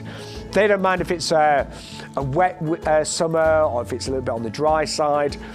You don't really have to deadhead begonias, because when the flowers go over, they just kind of fall off, and then they repeat flower again and again and again. A lovely colour mix on that, and only £6.99, £6.31.93. So we've got a great show, so loads of items to show you. Elaine's decided she wants a mimosa. I hope that means a mimosa plant. I'm sure it does. I'm sure it does. But thank you to everyone that's watching and ordering today. And don't forget, if you're not a club member, join today. You get 10% off all the plants and the compost and lots of other benefits as well. But it's also a great time to plant fruit trees, isn't it, Bex? Absolutely. It's a fantastic time right now to get your fruit trees planted. And what we have for you here is the mini orchard fruit tree collection. 3 bare roots. You've got the apple Braeburn, the pear conference, the plum Victoria. And, I mean, our head gardener's going to tell you all about it. Oh, yes. These are absolutely fantastic for all gardens. You don't need an orchard. You can grow these in pots on your patio. Well, here's the wonderful head gardener, Peter McDermott, to tell you more. Plant a tree and improve the environment is the big message here. But these are fabulous because not only are you planting 3 trees in this case, but they're productive trees. So if you're going to plant a tree, is a great thing to do. Great for the environment, great for the world. Plant a fruit tree, great for your pocket, great for your health, because you're now going to save money. These will produce tens and tens of pounds of fruit in weight every year from the 3rd year onwards. Wow. A mature apple Braeburn could produce between 40 and 50 pounds of fruit in weight per season once it's fully mature. A Victoria plum, that picture of the Victoria plum you can see there, yeah. I was actually, I don't think I took the picture, but I was there the day the pictures and the videos were taken. That was just in Cambridge, just north of Cambridge, in a little village called Cottenham. And they were astonishing, but you see the branches that are almost like cascading down there. That's the weight of the fruit doing that to them. And you, again, can pick 30, 40 or even 50 pounds of fruit from a mature Victoria plum. And then conference pear, which is the 3rd of these, you've got Braeburn apple, you've got conference pear, then you've got the beautiful, beautiful plum, but you've got all 3 of those included. But the pear is divine. That was a friend's hand, but in my garden. So that is a tree in my garden. God. Massively productive, and they'll live for 40, 50, even 60 years. This is a commercial grade fruit tree that's on a dwarfing rootstock. So you could grow this in a smaller garden. This is going to get to a couple of metres tall. You can prune it really easily. And the rule of thumb with pruning fruit trees is you summer prune for fruit. Who would have thought you summer prune fruit trees? The professionals do. Summer prune for fruit, winter prune for growth. So if you want your tree to stop growing vigorously, and it's a fruit tree, prune it in the summer. If you want it to grow and grow in size and stature, winter pruning is the answer. So it couldn't be easier, but that's the rule of thumb. And this is Braeburn apple. So this will live for the next 50 or so years. Plant it in a sunny position. Plant it somewhere where there's plenty of airflow. The rule of thumb I always say is if you stand like this, go over there. Go on, like put this, your arm out yeah, like that. Okay, so I'm one tree. That's the closest the next tree needs to be. So I always think about 2 metres in a garden setting, and that allows plenty of light, plenty of airflow, plenty of sunshine. And you could plant these in a row, in a sunny position, all 3 of them together, about 6 foot or 2 metres apart. Okay. You could live basically in a block of flats. Yeah, you could, couldn't you? You could have an external balcony area, and you can still grow your own apples, pears and plums, because the space you need is this. Yeah. And actually, at this time of year, you can put them right together, because they're dormant at this time of year. There are no leaves. It's only really from about March onwards, when they're coming into leaf and they're blossoming, you just need to give them a little bit more, space to get around them and allow the pollinators in. But they are all self-fertile. So all 3 of these varieties will... Brilliant. So Braeburn will pollinate itself. Victoria will pollinate itself. Conference will pollinate itself. So you don't need to worry about, do I need a second apple? No, you don't. Do you need a second pear? No, you don't. Do you need a second plum? No, you don't. It's all fine. So they're compact. They're professional quality. They're grower quality. They're self-fertile. Great for pots, great for the garden. And what's the maximum kind of height these are going to grow, Peter? Well, interestingly, if you grow them in pots, that slightly topiarizes them, slightly dwarfs them, if you like, so it will stop the growth.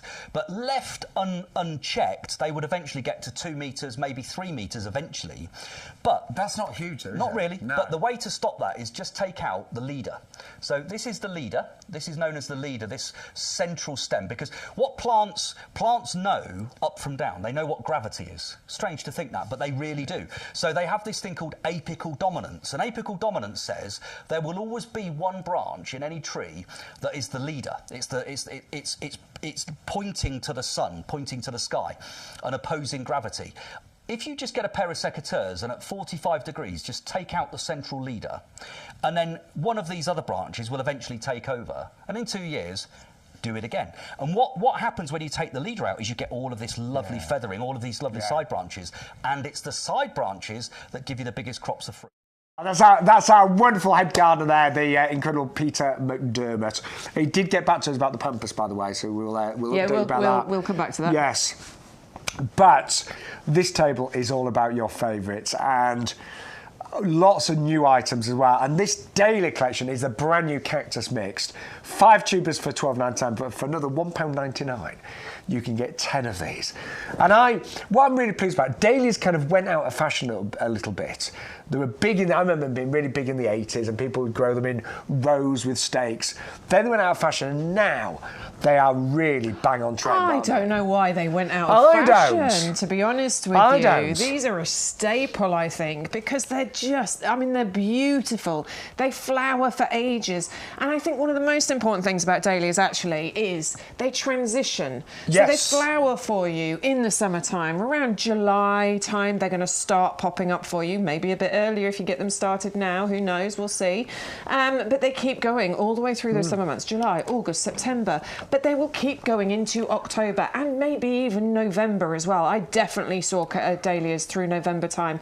Obviously, you need milder areas in order for that to happen, but it does help you to transition from having all of those glorious flowers that we get in the summer months, and then they start to fade, but not your dahlias. They keep going. Yeah. And these are petal upon petal. You've got layers and layers of those lovely spiky looking flowers. And they're so big and dramatic, big and beautiful.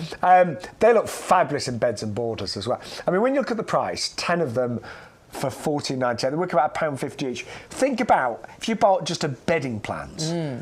If you think about the little space that actually takes up, you could easily pay £2 for a bedding plant in a 9cm pot in full season.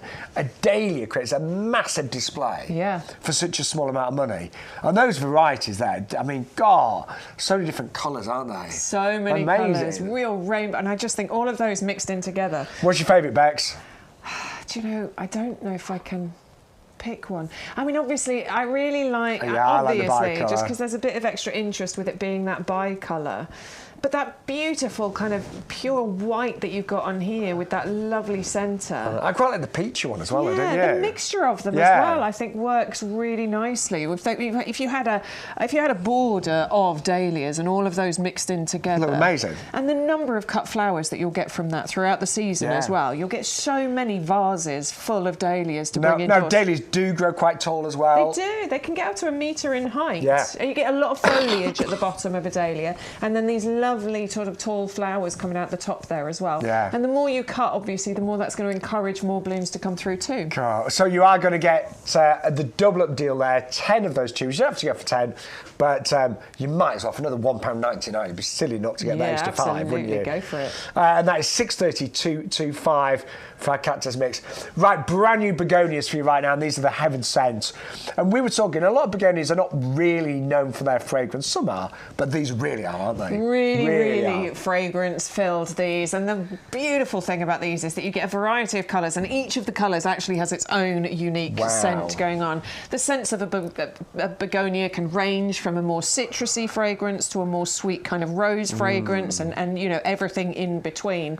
So I think all of those mixed in together is just going to give you a just beautiful aroma and scent in your garden. Yeah, I'm really tempted with these, Bex, because I grow a lot of begonias, but none of mine are particularly fragrant. Yeah, I didn't do the Heaven Scent. I mean, no. I found that actually my begonias, it was more the foliage that smelt than it was the flowers. I don't know what it was. There was a lovely smell to them. And it's very unique smell, I think, a begonia smell for me. If it's a begonia, I know it's a begonia. Well, that's going to give you some amazing fragrances. Now, the value today, 10 for £9.99, or 20 for £14.98. You want to start these now. Again, you need to get them frost-free, but you can start them off early. I tend to plant mine really shallowy in seed trays. That's what I do. Inch your compost in the bottom of a seed tray. Place the begonias on, little sprinkler compost and a light watering. Light watering, not too much water. Yeah.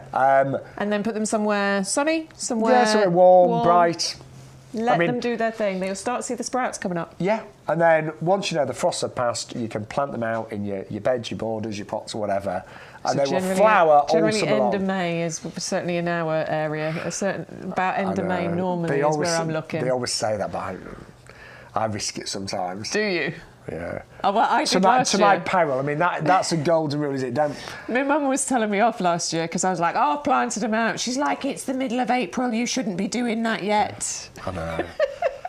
I mean, the golden rule is with bedding plants end of May, but yeah, I do sometimes push it and risk it. Check your forecasts. Yeah. Depends on where you live. It does depend on where you live. But I do love begonias. As I said earlier, one of the best things I grew in my garden were the begonias. Haven't grown the Heaven Sent variety. Maybe I'll add that into the mix this year. But just any variety of begonia will give you incredible flower displays. These ones have this lovely rose-like formation with the petals. You could look at one of those and think that it is a rose, couldn't you, with just how those petals are formed. We should say as well, unlike the bare roots, with the begonias, you could leave them a little while before planting them. Yeah. You could. Yeah, absolutely. Not going to be an issue. In fact, my pack is on the side. I haven't done anything with them yet. That's not going to be a problem for these ones. But do get them started as early as you can, because that's going to just give you an even... I mean, I didn't plant my begonias out. I planted them in pots after the frost had passed last year. Had amazing displays, lasted for ages. But just imagine how long those begonia flowers will last if you get them started off now. Yeah. And that double-up deal is amazing today. Lots of you gone for that. It's 630-199. 10 tubes for £9.99 or 20 for just £14.98. Now, we've just had... we love it when you interact. And we do. Eleanor... basically, our Stuart's saying, who wants to see Eleanor's begonias? Definitely. Me, please. Me, please. Please. Pretty please. Come on, Stu, show us. Please. Hey! Wow, look at the colour of that. Gorgeous. That looks like the apricot shades. We do apricot shades as well, don't we? We do a few different varieties. But look how big the flowers are. It's beautiful. Oh! Wow. Look at the colour of that. Whatever geraniums are. Oh, look at those. Oh, that's nice. Gorgeous. See, it's that combination, isn't it, between the flowers and the foliage on a begonia that I really, really like. I mean, the begonias are just such full, gorgeous Yeah. plants, aren't they? As you say, great foliage, great flowers, easy peasy to grow. Look, that's But beautiful. massive displays. Thank you, Eleanor, for that. I love seeing your flowers and your plants and We your do. gardens. Please, always send us your pictures. Yes. Love seeing them. Obviously, we're always showing you, oh, yeah, that's it. That is what you want, isn't it? I'm going to have that in my hanging baskets this year. Yeah. I'm really, I'm getting excited about spring now and summer. I'm getting so excited about getting out and planting things Yeah. and getting it going. I'm going to start them off in my conservatory. And don't That's forget, my greenhouse. after today, we can say au revoir to January. Bye-bye. I shouldn't say that, but if you are a keen gardener, it's often quite nice to get January out of the way, isn't it? Absolutely. And if you do want to send us any pictures, the best way to do that is to our email address, which Yes. was launched this last week. So if you want to email us here in the potting shed, you just send it to ygtv@yougarden.com. Details are just on the bottom of the screen there for you. Yes. But any questions, anything like that. So we will answer the question about the pampas a little bit later on as well. But also, brand new today, we're talking big American jumbo fuchsias. We're going back to the fuchsia. Oh, I like that. Back to the fuchsia. On it, Bex. Well, I can't take credit for that. That was Stuart. I thought it was good. So, fuchsias, absolutely Where gorgeous. we're going, there But these are are the no big roads. ones. Sorry. That's good. Yes, these are the absolute beautiful, big, Yay. jumbo American fuchsias. The flowers that you get on these They're huge. are absolutely huge in comparison to other fuchsia varieties out there. That's exactly the sort of display that we are talking about. mean, like two fuchsias filling the palm of Yeah. a man's hand? Is that a man's hand or a woman's hand? Who knows? But filling the palm of a hand, a human hand. Yes, an adult hand, An not a adult child's. one. Absolutely. And you're getting 4 different varieties included in here as well. The Voodoo, the Springtime, the Bella Rosella and the Deep Purple. So all of those glorious colour combinations all mixed in together. God. And Eleanor's those- saying the Voodoo are Yeah. her favourite. That's that That's one, it, isn't yeah. it? I think that's that Yeah, it one. is. Ruffled purple centre with the bright red sepals. I agree, the Voodoo are quite dramatic. They're really dramatic and got that lovely regal Yeah. purple colour to I like them. the swing time as well. I just love that mixture of them all Well, they're all together. lovely. And you get 4 varieties, 3 of each, but it's all about the size of the flowers. Now, it is a pre-order. They will be dispatched the first week in March. That's it. So yeah, now is the time to get your orders Yes. in. Secure yours now, basically, so that those get to you as soon as we get them in. We know from working with YouGarden for many years, well, decades actually, they're always really popular. Yeah, very popular. So begonias, Amazing. you've got fuchsias, the petunias when we start bringing those to you, our tree lilies, which we had on last week. Do you know what I We'll was be bringing them back do you at know what I some was point. thinking? They're always up at the top. I don't know why, but you never really see the giant fuchsias in the garden centres. No, that's You true, don't. actually. Don't know why. Well, do you know what? I know at YouGarden we have some really good relationships with, breeders, with world-renowned breeders. So Yeah. maybe it's just that over the decades that YouGarden have been around, they've really sort of fostered those Yeah. relationships. But they're amazing, they really are. So grab yours today, brand new, pre-order, first week of March, they will be dispatched 400,072. Right, we're going to go in the green now with our snowdrops. Yeah. I love snowdrops, don't you? Don't you at home? I think they're quite magical, aren't they? They are, they're the earliest flowering of your spring flowers. They're very out bold. of your You bulbs. often see them coming up out of the ground whilst there's snow on the ground. And for something that looks so delicate and dainty, for that to pop up out the ground when it's still frosty, when it's still cold, I just think it's a miracle. I think it's fantastic. It's really clever how they grow actually. So the reason they flower... Still not gone, has it? It hasn't, bless you. Oh, It'll God. go soon. Well, I'll try again. Here we go. I don't cough as long, I've noticed. It's more short bursts. The flowers actually point downwards because that actually does give them protection at this time of year. Yeah. Same with a lot of hellebores, as you know. I love that nodding kind of aspect that they have, though. I think that's really quite beautiful. Oh, they're just stunning, and they give you hope when the snowdrops come up. It's like, oh, my word, yes, spring's on its way. We've got our first bulbs coming through. Well, they do symbolise new beginnings, Yeah. hope, rebirth, the ability to overcome challenges. And if you think about how they grow and when they grow, you can absolutely see why that symbolic meaning is there. Now, the only thing about snowdrops, if you buy them as a bulb, what just happens, tricky, aren't they? sometimes not a lot, because a snowball bulb is very small. It can easily dry out. It can easily die. So if you plant them in the green, so these have been lifted right now in the green, it just means that they will establish, they will naturalise, and you will get more and more snowdrops year after year. And this is the way to do it, in the green. Absolutely, yeah. So buying and planting in the green is the best way to ensure success. Yes. Okay.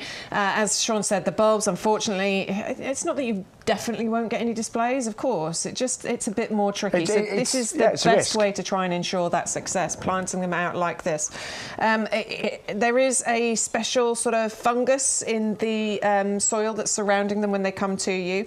It's probably a bit like a mycorrhizal, you know, it actually helps them to establish a strong, or encourage a strong and vigorous root system. With these, we definitely want to get these planted out as soon as possible, please. Don't leave these in the bag lying around for, you know, too long. I would get these planted out pretty much as soon as you get them home.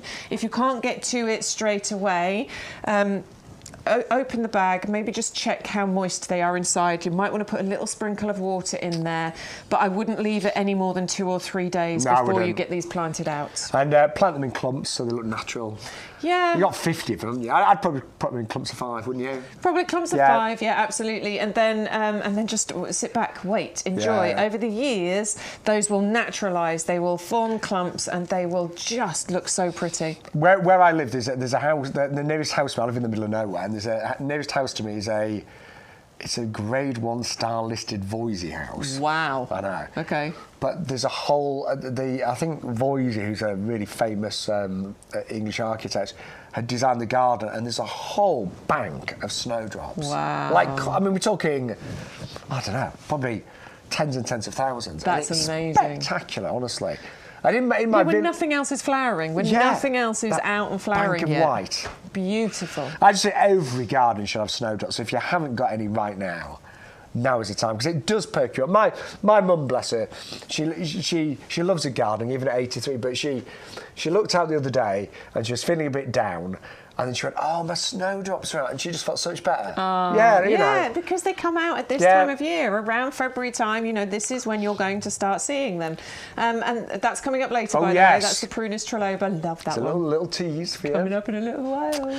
But get your snowdrops today. They're in the green. They're ready to plant. And it really pretty much guarantees success. 630009. Exactly the same with our bluebells as well. So these are brought to you in the green. Another way that we are going to help to ensure the success of these, coming to you as they've been lifted out the ground, ready for you to plant out. So, I mean, I don't know about you, Bex, but I've only ever bought these in the green. I've never tried to grow them for bulbs. But again, they're tricky, aren't they? Yeah, exactly, tricky as bulbs. I have bluebells in my garden, but I don't remember how I planted. I don't remember whether they were bulbs or what. Well, you've done a lot of planting lately, haven't you? I've done so much, I never remember. No. But yeah, they're brilliant because they do naturalise. They give you a wonderful carpet of colour.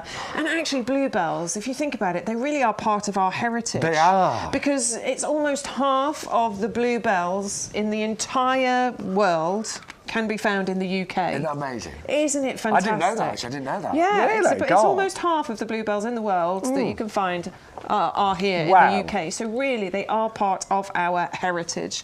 And I just think they're really, really pretty. They're gorgeous colour, a lovely nodding effect that you get, very similar to the snowdrops. You can create a carpet of these in your garden as well. You can plant them in pots if you want to, of course. They'll come up for you. But I just think these work beautifully, you know, in those shady spots. Recreate that woodland environment for them. I mean, they do when you see them en masse, and that's what happens as they naturalise. It's just spectacular. Yeah. So and then you can divide and lift and put them wherever you want to. And they don't have to be in a shady spot either, by the way. I've got them in a mixture of places, and they will quite happily grow in a very sunny spot as well. My mum has got her front garden. Well, it's not really a front garden, it's just gravel. She has got a cherry tree, and that's about it. But she's got bluebells that grow all the way along the cottage in the gravel. And they look amazing. And you're right, they do get quite a lot of sun. Yeah, sunny or shady position, not a problem. Obviously, they're just more at home in that woodland kind of, habitat. So I would try and recreate that if you want to. But, mine grow in full sun quite happily. But they are in the green, which means that you are pretty much guaranteed success. 630011. Now we're getting a question from Bob about our Jumbo American Fuchsia collection and how many of them to plant in a 12-inch basket. That's a good question. I'm going to say 3. Yeah, I'd have gone 4 personally, Yeah. but just because I overplant. 3 would be No, absolutely I fine. nearly said 4, but then people like to plant in odd numbers. I don't think it matters when you've got it in a basket. No. 'cause And you what I can't will really tell say the is, difference. if you start them off early, you're going to get them the first week of March. Yeah, 3 to 4 maximum. Yeah. Because they grow really quite big. Yeah, I mean, we're talking 30 centimetre drop, 40 centimetre Yeah. spread. So, you Yeah. know, you're probably right, Shaun. 3 is probably enough. I just overplant everything. What you might want to do is put 3 fuchsias and then put something in the middle that's more middle. upright, because these are trailing. So you might want to do that. Just 3 around the edge and then say something a bit more upright in the middle. There you go. But you don't have to, because I did just whole baskets of fuchsias. I think I put 3 in when I did them, and they looked amazing. Right. They really did. Yeah. I'm glad you're going for them anyway. You will Now I not be feel like I want to disappointed. do fuchsias in my Oh, you should. baskets. Well, you've got shady areas, haven't you? I have, yeah. Yeah. Yeah, definitely. Yeah. Love being here. But I they are always honestly, do my shopping. they are amazing plants. And when mine first started flying, I grew them for the first time about 10 years ago, and I was just like, oh my word, the flowers really are that big. Yeah, they really are that big, and you get those 4 different varieties of Yes. colours in there as well. So well done for putting those Anyway, in the basket. good morning. Good morning. Just checking it was morning there. We're going all the way yes. over here now. Lovely to have you company. You're watching YouGarden TV with myself, Shaun and the lovely Bex Edwards. Good morning. Stu, you don't see Stu, but he's the technical genius over there. He talks to us in our ear. Yeah. So if anything does go wrong, it's Stu, isn't it? Bless him. He does everything. He fixes it all, It's though. amazing. He fixes it. When there's a problem, he does fix it very quickly. Yeah, it's true. And if we ever need any tech help, he just knows, doesn't he? Stu, my phone's not working. Now. Did you all get your free sweet peas? What? That was ages ago we were doing sweet pea Last seeds, year, wasn't yeah. it? Have you planted them yet, he's asking? Have yours germinated? Oh, like Lynn's! Oh, my word. Look, Lynn. Lynn. I wondered where that was going. Every single one that is she so has good. planted has grown. Oh, Lynn, that's Have you fantastic. planted? I've not planted mine. No, I them haven't. yet. It is my job. I mean, I was saying I was going to do it last week, but I never got round to it. I was too busy. No. I'm definitely going to be planting them in the next couple of weeks. But every single one has Well germinated. done. That's incredible. Well done. Oh, they're going to be so good. Yes.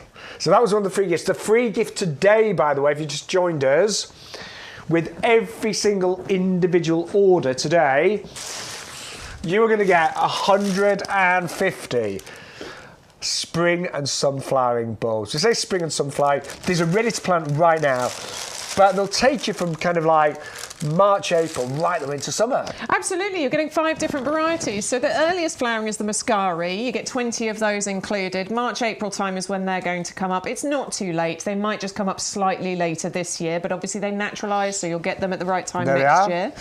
We've got anemones in here as well. March to May time, about 50 centimetres high. They're the lovely daisy-like flowers. These, I've never grown these. Yeah, so those are the Ixia, 40 of those. May, June time, about 50 centimetres high. Now, the tulips are quite a big variety, Sky aren't they? highs, yes. So up to 90 centimetres in height. And there's your anemones, which are smaller.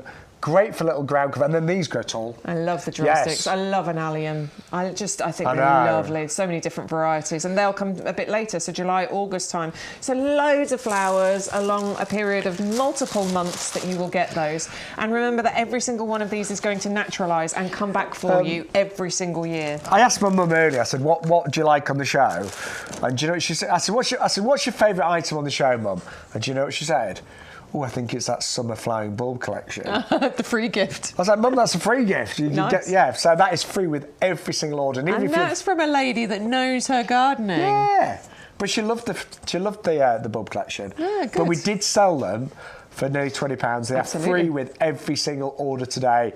And we always try to do a free gift every week, don't we? We have done so far since we launched YGTV back at the end of August last year. Obviously, the YouGarden, the nursery, it's been around for ages now. But as far as YGTV is concerned, we started this at the end of August, and every week we've had a free gift so far. So well done to everyone that's placed an order today. Your free bulbs will be included, but always use the code YGTV0524. Right. The most beautiful peony bare roots coming up next, and it's the Coral Sunset. I adore this one. Oh my word, it is very just well named, stunning. actually, when you look at the colours that you get on this particular flower. It is one of those beautiful sunsets that you would... I mean, if you were driving along, you'd stop the car just to watch it because of those gorgeous colours that you're getting in here. You get these semi-double flowers on here that have that lovely salmon pink colour to that kind of subtle pastel orangey creamy colour there. They're opulent, they're blousy, they're big. Each one of those blooms can reach about 8 inches in diameter. Now, florists, designer gardens, it's been a Chelsea darling, you know, it's been used a lot in those kind of designer garden spaces. It is absolutely beautiful. It does come to you as a bare root. So, first year, we are not going to suggest that you are going to get loads and loads of flowers. It does take a little bit of time for it to establish, but first year you should get a few, shouldn't you? Yeah, you should. But it's year 2 and year 3 where it will really start to rocket, and you'll get just the most amazing, blousy flowers. And what I really love about peonies, they don't flower for a huge... They're not going to flower all summer long. You're talking maybe 6 to 8 weeks. Good amount. But when they are in flower, they steal the show, don't they? Yeah, they're really spectacular. Absolutely gorgeous blooms that you get from them. And this one in particular, I mean, we do a few different peonies and they are gorgeous, but I think this is in our premium category when it comes to the peonies, just because that beautiful colour. It's just glorious. So they like a sunny spot? Yes, definitely sun. I mean, they'll cope with a little bit of shade, but you want a decent amount of sun on them. They sometimes need a little bit of support, not always, just depends. Depends. And the one thing I will say is, and I learned this from Michelle the other week, I always said, if you move peonies, sometimes they stop flying for a while. And I only discovered recently, because I've done that before, I've moved peonies, and then they've stopped flowering, and I'm like, what's wrong? And it's because I'd planted them too deep. So if you plant them too deep, they just don't flower. You get all this foliage, but the flowers really struggle to come through. So they're a bit of a diva when it comes to the depth of planting. Yeah. So ultimately, what we've always kind of said is try not to move them. And I think that advice still stands, to be honest, because you just want to make sure you get that planting depth absolutely correct. So do try and find their forever home straight away. Because if you do move them and end up planting them too deep, they will sulk for a little while. Yes, you just get loads of lovely foliage. Yeah, which is fine. But all the plant instructions are on the front there as well. Right, something else that I absolutely love. You love this one, don't you? You've got this in your garden. Yeah, I've got quite a few of these now, actually. And it is the Loropetalum, known as Black Pearl. It's actually one of the most affordable ones we've ever done in a 15-centimetre pot for $9.99. I think that is the lowest price we've done. I'm pretty sure it is, absolutely. It's it's a decently established plant that we're talking about here. And what we adore about the Loropetalum is this gorgeous dark coloured foliage. It's actually quite interesting underneath because look at the colour of the foliage underneath as well. You get this kind of burgundy colour going on under here. But this actually really is a valuable, gorgeous plant to have. Can you see those pink bits that are on there? So those are going to turn into just the most beautiful, dazzling, ribbon-like sparklers of bright pink firework flowers. And that happens, springtime. We're talking somewhere between February and April. You can see they're ready to burst out on this one. But they are a bit random, so you do sometimes get... I mean, that's where you get most of your flowers. But sometimes you do get... You get a second flush, don't you? Yeah, you sometimes get a few flowers even during the summer and then in the autumn. But look at them. I mean, it's amazing, isn't it? So I love the way it grows. It has this lovely kind of arching sort of, I don't want to say drooping. No, I think it meanders. Yeah, it's got a lovely way that it grows. I'd say it grows in a calm manner, do you know what I mean? And then you get those bright pink, and they are like a hot pink, aren't they? So bright pink, that just contrast perfectly against that almost black foliage. No, I've got mine in a kind of part shade, sheltered, and it seems to absolutely love it there. Yeah. I've got it amongst things like my aces, for example. Oh, yeah.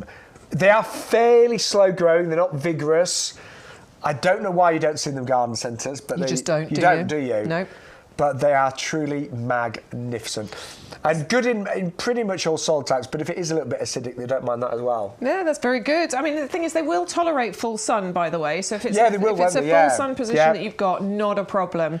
But their preferred space is in a shady spot, which actually I think is one of the most tricky things for us as gardeners, Yeah. isn't it? To find things that will grow in those shady spots. So if you've got one of those, definitely add the Loropetalum into your basket. It's a top recommendation from Shaun. It is. I mean, so, honestly, absolutely love them in my garden. And everyone asks about the Bex. Do they? Yeah. Whenever they come round? They're like, oh, what's that? Ah. Well, you must remember this. So Bex very kindly came to my garden club.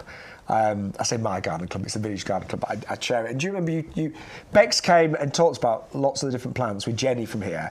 And do you remember this one got the most attention? It did actually, didn't it? I do remember. Yeah, it really did. Everybody was asking about them. Yeah, everyone wanted it, I remember. I think it is quite a rare one, isn't it? People just haven't heard of it before. It's just so unusual. I mean, the foliage, that colour is amazing, isn't it? So, yeah, go for it. It's one of the lowest price. I think it's the best price we've ever done on the Loropetalum Black Pearl. Fully winter hardy as well, by the way. Do make sure you enter the code in when you place that into your basket, or you will end up paying the recommended retail price of £14.99. So it's very important that code gets entered in because it will activate that saving, but it will also enter into your basket the free gift that we told you about as well. You don't want to miss out on a freebie. No. By the way, if you want to chat to us today, don't forget you can come through on YouTube, Facebook, and, of course, our new email, ygtv@yougarden.com. Right, we've got a brilliant deal on our cornice next, haven't we?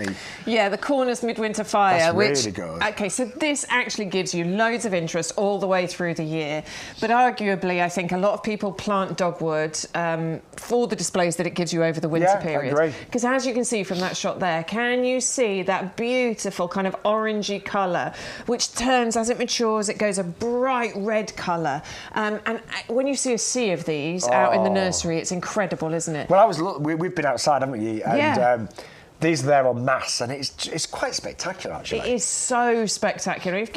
Imagine that on the ground when it's snowing, for example. Yeah. White ground, and then these bright red pokers coming out of the ground with the bright red of that dogwood coming up. Yeah. Absolutely incredible. But it does also give you year-round interest because these leafless stems during the winter are bright red, but then you also get these beautiful white flowers in summer, followed by berries as well.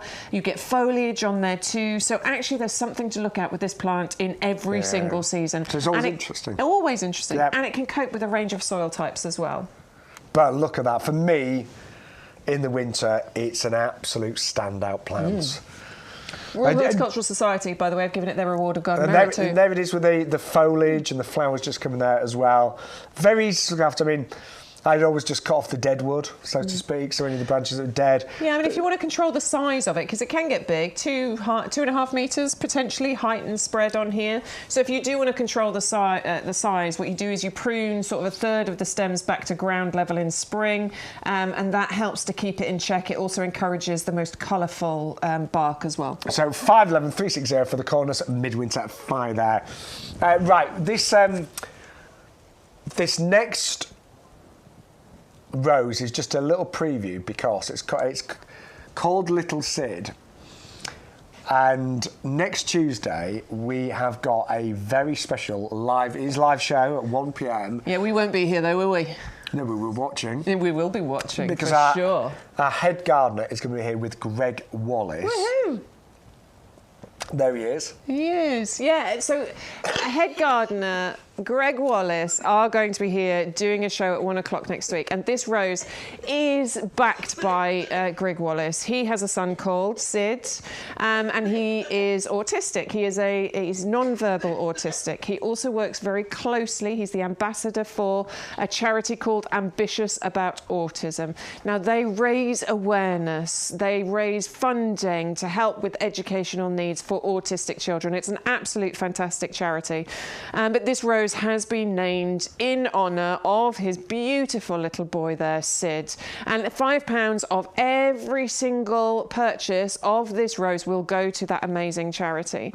So I think it's wonderful that 25% of the sale of that goes to that charity. But let's talk about the rose itself, shall we? Because I just think this is a classic, beautiful red rose that you're getting here. Nice compact one as well, actually. This shouldn't get more than 2 feet sort of height and spread here. So for smaller gardens, if you've wanted a rose bush in your garden, this might be one to go for. It's beautiful. It repeat flowers in those clusters right the way through from May through to October, November. I mean, one of my roses was still flowering in January, so who knows, depending on where you are. But yeah, £5 of that donation going to that amazing charity. And do make sure you set a reminder in your calendars. We will be watching. We will. Tuesday at 1 p.m. Head gardener Greg Wallace here in the potting shed. That's really exciting, isn't it? So exciting. I might even pop in. Oh, yes. Do you think I'll be allowed? Do you think I'll get in trouble?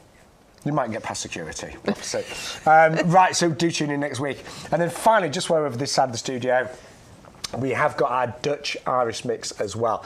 Amazing value on these.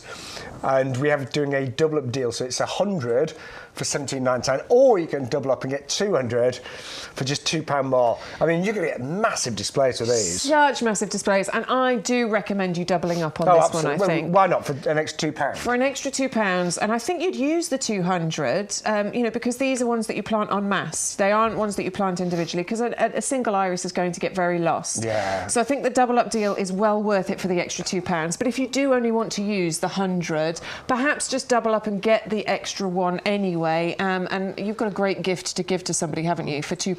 Give them a bag of those. Or you could grow them in pots for cut flowers as well. Absolutely.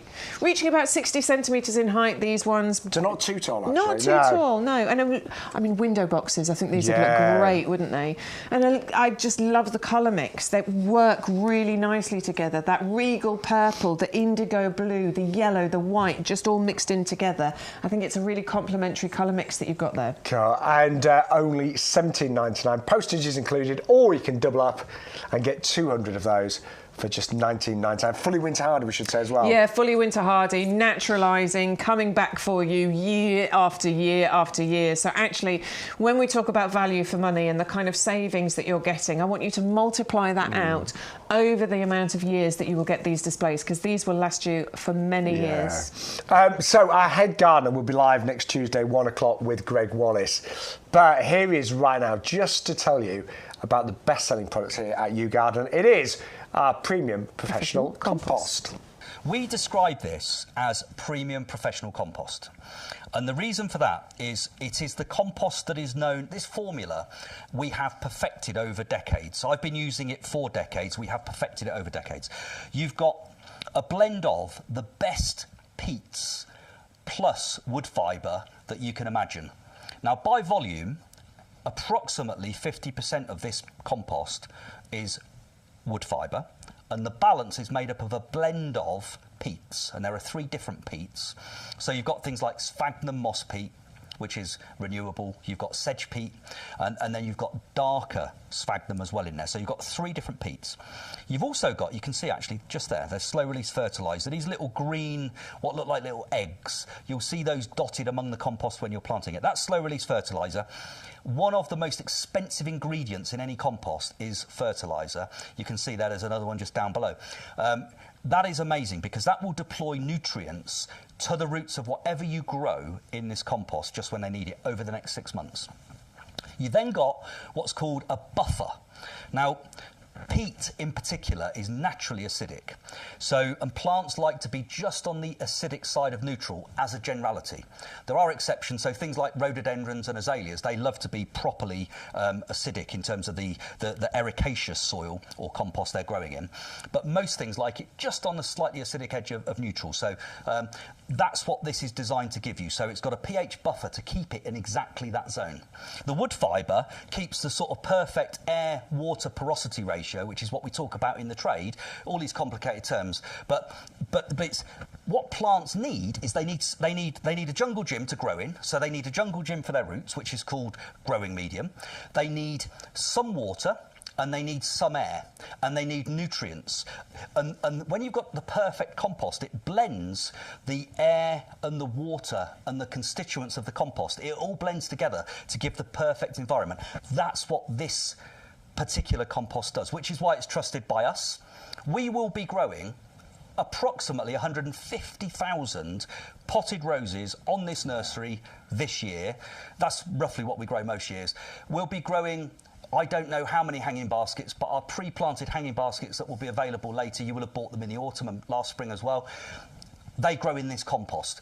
We will grow countless perennials, whether they be in the 9 centimetre square pots or the 3 litre pots or the 5 litre pots, plus fruit trees.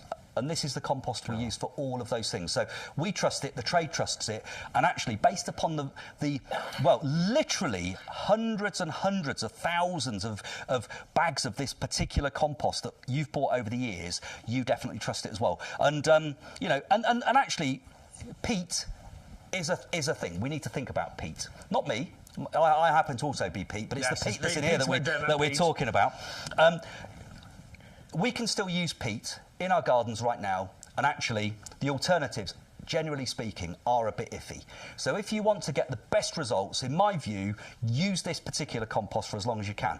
It's got 50% other material in it, which is the lowest level we could get to and still have a professional quality product for you and for ourselves. So we've been as eco-friendly as we can, and we jumped onto that particular that approach years and years and years ago. So this is the same formulation that we've had for at least the last 6 or 7 years, with 50% other material to bulk out the peat, and it still works better. So I would say this is, in my opinion, it's the only compost I use at home. It's the compost we use on the nursery. I can't recommend it highly enough. Yeah. That was our head gardener, the wonderful Peter McDermott, and you heard his words. I cannot recommend it highly enough. Brilliant compost. And I can honestly say, and we've both tried many different composts over the years, decades, this one is the best we've ever found. Yeah. And it's the one that we use in the nursery, as Peter was saying. It has to be the best. You know, we'll be potting up 150,000 roses in this compost. That's just one of the lines that we'll be potting up. So we have to use the very, very best. We are busy today. A lot of you will be planting seeds and things like starting off some of your begonias and even things like your dahlias. I'm just trying to think. I've got so many things I've got loads of things I need to do. I mean, I'm not going to start doing my... well, do you know, I was going to say... I'm not ready to do things like my, obviously, summer baskets yet, but I'll get my begonias started. I want my begonias started, ready for those, and I want to get my sweet peas started. Yes. Those are the two that are in my head, but I know I've got a bag full of other stuff. Anyway, really busy today. Thank you so much. A few quick reminders. Free postage when you spend over £40 using the code, which is YGTV0524. But that is really good. So if you're buying your compost, you only have to spend about another £16. Yeah. And the whole order would be very delivered easy free. to get to that, I think, at the moment. Free gift time as well today. Yeah, I've lost my board. But anyway, yes, you're getting nearly £20 worth, £19.98 we have sold this summer flowering collection for. We will bring it back at that price soon. You get 5 different varieties included in there. And it's kind of like a spring summer flower collection. So you've got your tulips that will flower probably April time. You've got your anemones there, which are absolutely stunning. The alliums will be the last to flower, so we're talking about summertime for those. Muscari, these will be one of the early flowers as well. And the one that I've never grown. Ixia. Yeah, I don't know why I've never grown that. No, I don't know. They're really pretty though, aren't they? They are, yeah. Absolutely free. As long as you enter the code YGTV0524, you'll get nearly £20 worth of free gift included in your basket. That's amazing, honestly. And these will come back for you year after year. They're really good for the pollinators as well, particularly the drumsticks. Yeah. These alliums, they adore those. So yeah, get those planted. Enjoy those displays every year in your garden. Right, we've just had... Elaine, menopause rose. Oh, bless you. I'm going to get mine as well. There are new shoots coming out from my menopause rose as well, Elaine. So we need to compare throughout the season to show how our menopause rose is going. And can you see the hellebore in the corner? I bet that was one of ours as well. That looks like the Christmas Carol, doesn't it? It does look like the Christmas Carol. That's beautiful. I'm pleased that's growing for you. Well done. Thank you, Elaine. Right, we could not resist these today. Never can. No, can. Well, good. We're good today, Bex. So, one of the Can cordyline for $9.99, or two for $14.98. We're looking at $7.50 each. Now, we're going to be perfectly honest. When you get them, they will need potting up. Yeah, I mean, you can see, look, they are rooty. I'm going to hit you in the face with these. And they'll probably arrive all strapped up like this in a tall box. Yeah. But look at the size that you're going to get. And look at the colour of these as well. Okay, so I love them. Get these planted out. In fact, I was looking at my cordyline the other day, planted out about a year ago, and it was down to the ground here, just like this, where but the stem that's created on there now, the stem is, you know, this tall, because as the leaves fade, it creates this lovely thick stem at the bottom, and you get this spray of leaves out of the top. So this, I think, is a plant that, again, every garden should have. The can variety in particular, though, because you get this mixture of colour. It's extraordinary, isn't it? Is absolutely incredible, and obviously as this matures, those colours are going to get even bolder and brighter. So they're big plants, but they are in small pots. Yeah, that makes it a lot more affordable to transport them and things like that. So I would repot them as soon as you can. And we have got some brand new pots on the show that I think really bring these cordylines to life. Yeah, I like them. And because you get a pair of these, they're called the Laval. I like that, Laval. Laval. They are Laval planters. In the ebony grey. Don't you think the grey, the green and the pink is... Because pink and grey work really well. Yeah, that works really nicely. So they're probably going to sit about there. When you plant them in, that's going to look gorgeous. They could live in there for a little while, quite happily, couldn't they? And they do look very, very pretty. This is... Oh, that's... Don't look good. The price is incredible. You get a pair of those for $6.98. I hadn't realised. Sorry, that's a great price. Of course, these are going to work for your cordylines. I would be getting these pots maybe for a few different things as well. I love them. Because they're really pretty, lovely design, bit of a distressed kind of look to them. Let's pick one up so you can see. It does actually have the drainage holes on the bottom, but it has that raised bit and the channels coming out the side as well, so that really helps with the drainage. The colour and the shape, the design is really, really pretty. They are made of plastic again, but again, we are not pot snobs. No, we're not. We appreciate the value of having plastic pots in our garden because they're UV stabilised, they're frost resistant. It does mean that they won't expand and contract with the changing weather conditions, which means that you know, they can crack and break. If you accidentally drop them, they're not going to crack and break either because they are made of that beautiful plastic, but they are also very lightweight and easy to carry around your garden. You would not know those are plastic. No. You would think that you'd spent an absolute fortune. They look really high end, don't they? They really do. Yeah. Definitely designer, beautiful look to those. I mean, and I just think they lend themselves perfectly to the cordylines. And I was just doing the maths there. £15 for 2 cordylines, 7 for the pots. I'm just rounding up. So they work at £11 each. Yeah. With the pot. With the pot. But a tiny bit of compost. Yeah, you don't need much at all. But they are going to absolutely superb. Now, we do class cordylines as being winter hardy, but if it is... I mean, hopefully we're into February tomorrow, but if it's really cold... Yeah, and the more coloured varieties of cordylines tend to need a bit more retention than the greener ones. So I would definitely... So I've got a green cordyline, so mine's more hardy than this one would be because it's got those extra colours to it. So just give it a little wrap up if it's really frosty, really cold. But hopefully we're towards the end of that now and we shouldn't need to... Fingers crossed, we shouldn't need to do that this year. I think they're amazing at that price. So remember, you can double up today, get 2 of the... that's my pot, sorry. 2 of the cordyline cans for £14 and 98 pence. Oh, there we go. And I'm going to be perfectly honest with you. I bought these last year. You did, didn't you? They were much smaller, weren't they? They were actually, yeah.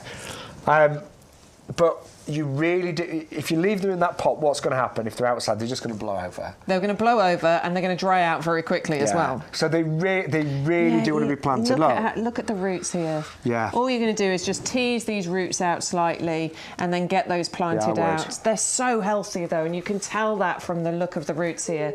Really healthy looking plant here. And as Bex says, just tease us out a little bit. Be careful, obviously.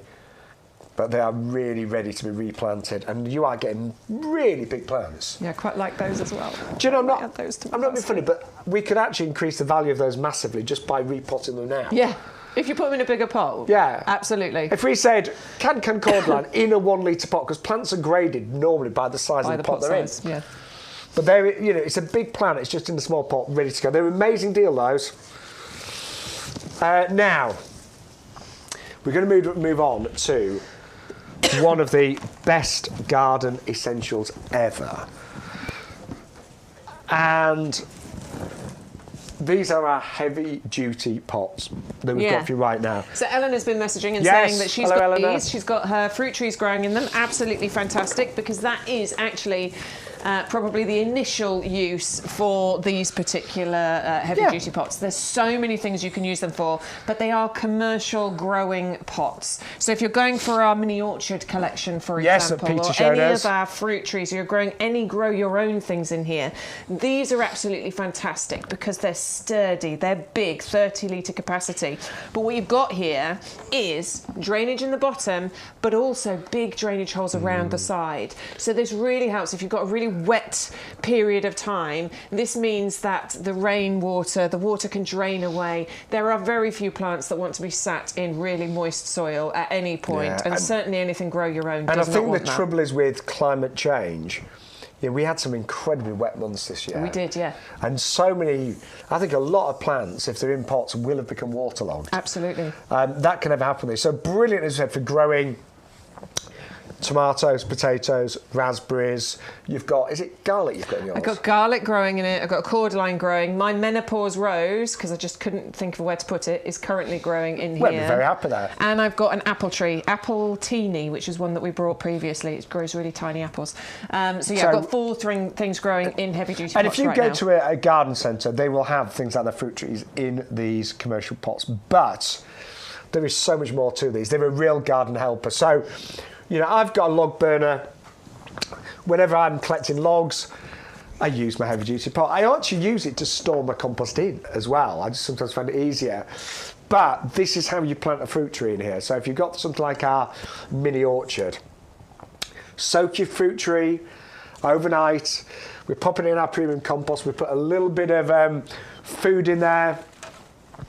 But these mini orchards, they will be happy in pots like this for many, many years. I also use them for, when I'm just doing little jobs. I tend to put everything that I'm using in my heavy-duty pot because they're really easy to carry around. Amazing reviews on our website as well. And actually, if you buy them today, you're going to get 4 of them for $19.99 with no postage whatsoever.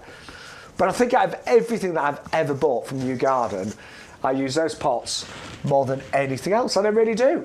I use them every single time that I garden, and I mean that hand on heart. Yeah, me too. I use them every single time I am out in the garden for garden clearance. Yeah. I have one under the side in the kitchen for collecting recycling in before it goes out to the big bin outside. Great so idea. There's so many uses for those pots. They will be the best purchase that you make. Now, Rose standards. oh, we love these. So we are doing 4 of these for $29.96. Now they arrive like this, and you know we've spent years here at YouGarden perfecting our packaging. So they are tightly packed together. They'll all be in wonderful recycled packaging as well.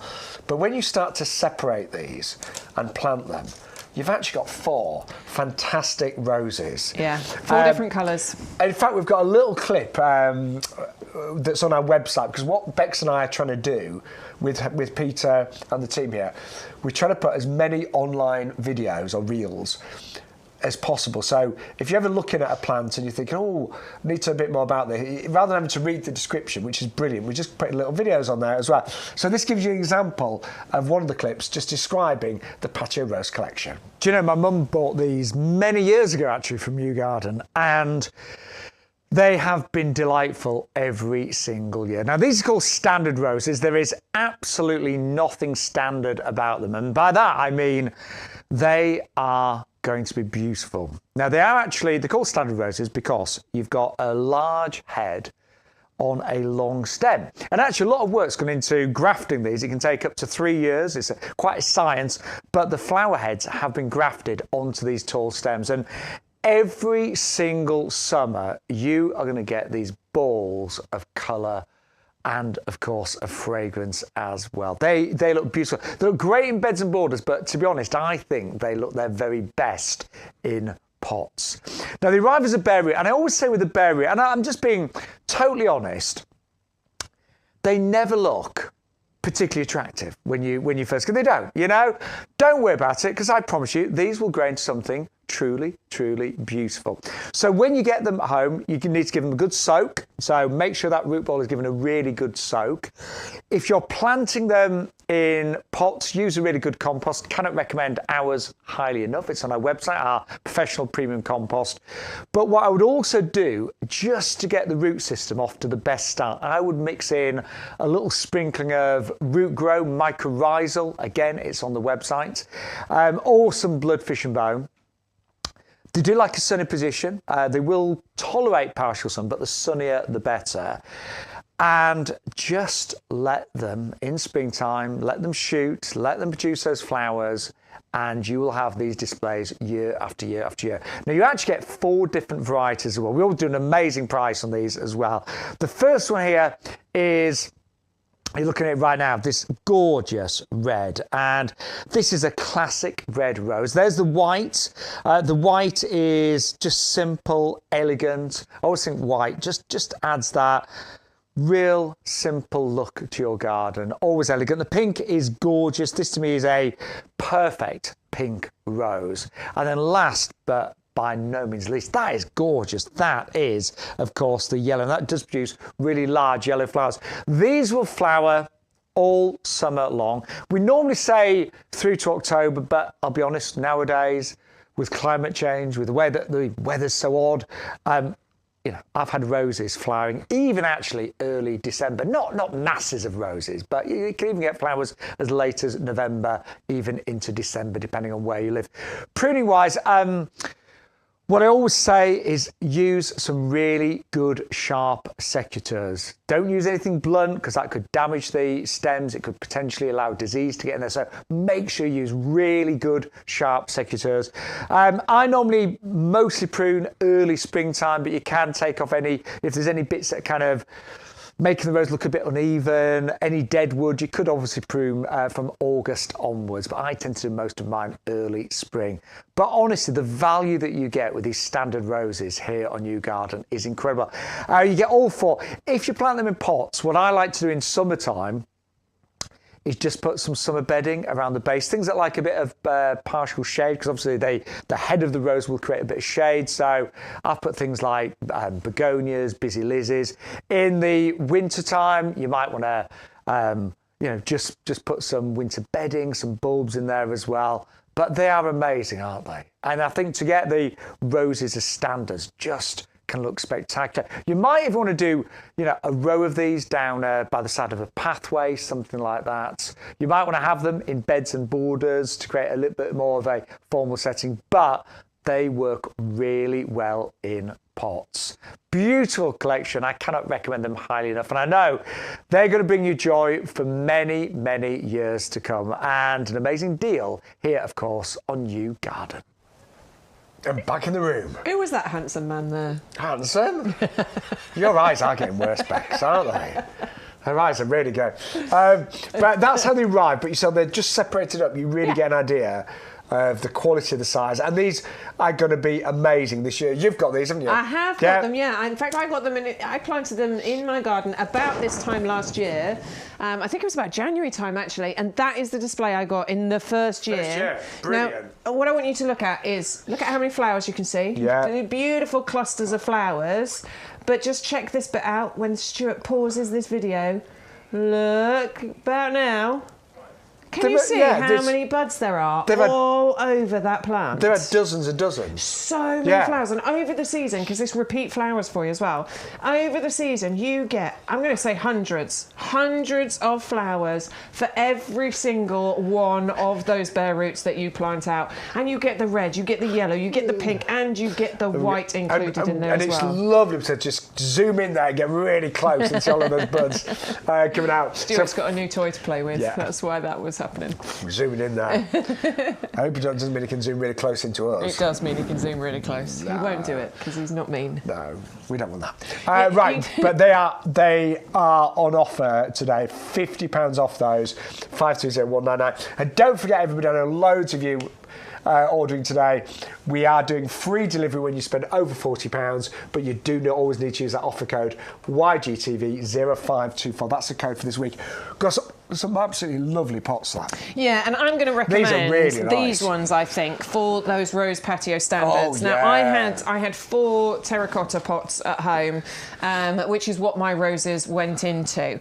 But I do think that the quality and the kind of designer aspect that you've got with these particular ones here, the April, which are brand new to our range, would actually elevate my display, which looks very similar to this one in the picture, but it would elevate it hugely by putting it into this particular one. We should say, since we launched these, just in the past couple of weeks, they have been incredibly popular. Absolutely. We're getting great feedback. To me, they look really high-end. You can imagine them in one of the top department stores. Totally. They look, well, put it this way, you'd never ever guess that was a plastic pot, would you? You really wouldn't. Never. You wouldn't. Never in a million years. We were saying that the pattern on here looks very much like our cactus dahlia or the blackberry ripple. It does. It's got that kind of petal effect on here. So it looks really, really beautiful. And what I like is the lovely tapered effect that we've, not effect, but the tapered shape that we've got to these square planters. And I think that's what really elevates it to a more designer looking planter. I love them. And at the moment, they're normally going to be nearly £35 for 2, but we are doing an offer with a £10 saving, and postage is included as well. Indeed, as long as you enter the code. If you don't put the code in, you won't get the price, you won't get the postage included. So I know we bang on about it lots for every show, and sorry to the regulars who tune in all the time, but we do get new viewers, and you need to know that code is vitally important. Yeah. But those patio roses, I agree, would look absolutely amazing. Really beautiful in there. We've got the April, the round ones as well. Yeah, they're on our website. So we do have the other ones on the website if you want a round pot. And there's a whole load of pots, by the way, on the website. So just go and have a little search for any of the others. I think that's beautiful, personally, but go and have a little look. And do you know, even that mimosa earlier that we had, that'd look gorgeous in this pot, wouldn't it? It would, actually. Really would. But I love them. I think they're one of the nicest pots we've ever had, and they have been phenomenally popular. So get them today. Do use Alpha Code, you get all the discounts, and you'll have those for years. I'm switching. I'm bringing in the aged look Tuscanies. These are a bit more affordable. They are, definitely. And I think they're a bit bigger, but I don't think they're necessarily too big. No. They might look a little bit lost when you first plant your bare root rose in here, but bear in mind, the head of that lollipop rose shape is going to fill out, and it probably will match the size of this pot, so you'll have that symmetry going on. And actually what that will allow for is for you to underplant your rose bush with some other bedding plants, so you get that beautiful tiered effect going on as well. So if you're on a bit more of a budget and you're going and you want some pots for your roses, go for 2 lots of these so you're all matching, and then you can underplant with your bedding. And they are big enough to actually grow things like your fruit trees and your veg in them. Coming up in a moment is our beautiful Fuchsia. The Fuchsia would look absolutely incredible in here as well. Yeah. But they're just all about value today. They're normally £12.99. You got £1 off, but you're going to get a free one as well. So it's a buy one, get one absolutely free. 130 278. They're amazing, by the I way. love these ones. Yeah. I think they're gorgeous. I think they are. And we talk a lot and we compare to our heavy-duty pots. We were talking to you about those a few minutes ago. So obviously these are commercial growing pots. They do have the extra drainage around the sides in here, but they are the same, and the handles obviously, but they are the same capacity. Yeah. So you could, if you want something a bit more decorative, you could grow in here. You just got to keep an eye on the water. And you can actually carry these easy as well, because you can just put your hands under the lip around the edge as well. 11.99, 132.78. Right, so Bex, I know that you've been dying to go to the Fuchsia, haven't you? Yes. Yeah, so that is coming up, I promise you. And Yes. this. The Prunus beauty. triloba. Oh my Which one did we want to do next? Was it this one or the Amazing. Fuchsia? He wants the Prunus. Okay, yeah. thank you, Stuart. Right. I'm quite This is a really well-established tree, isn't it? I'm quite keen to actually get this home because I love it. Every time we bring it, I look at it and think, that's gorgeous. I know it doesn't look like much right now, but it's big. I mean, it's established. You know, this is going to be amazing. But I just want you to take a look at that picture, please, because that's what this is going to turn into. I was going to say, use your imagination, but we're going to do that for you, because when it comes to springtime, this is going to look absolutely amazing. I love this because you get these beautiful spring blossom, cherry blossom flowers on this, and it covers those bare branches just before the foliage starts to appear, and then you get the foliage too. But the flowers themselves are these beautiful kind of cup-shaped double flowers that you get on there. They are impressive, aren't they? So impressive. Yeah. But I think, so it's the combination of, look at how breathtakingly beautiful those flowers are, but then it is the growth shape of this. Because this is a naturally very attractive shape, doesn't it? Naturally incredibly attractive, very upright, I mean, it looks again like one of those firework explosions, and to me, that is just breathtaking. And I love the fact with the Prunus triloba that it gets the leaves...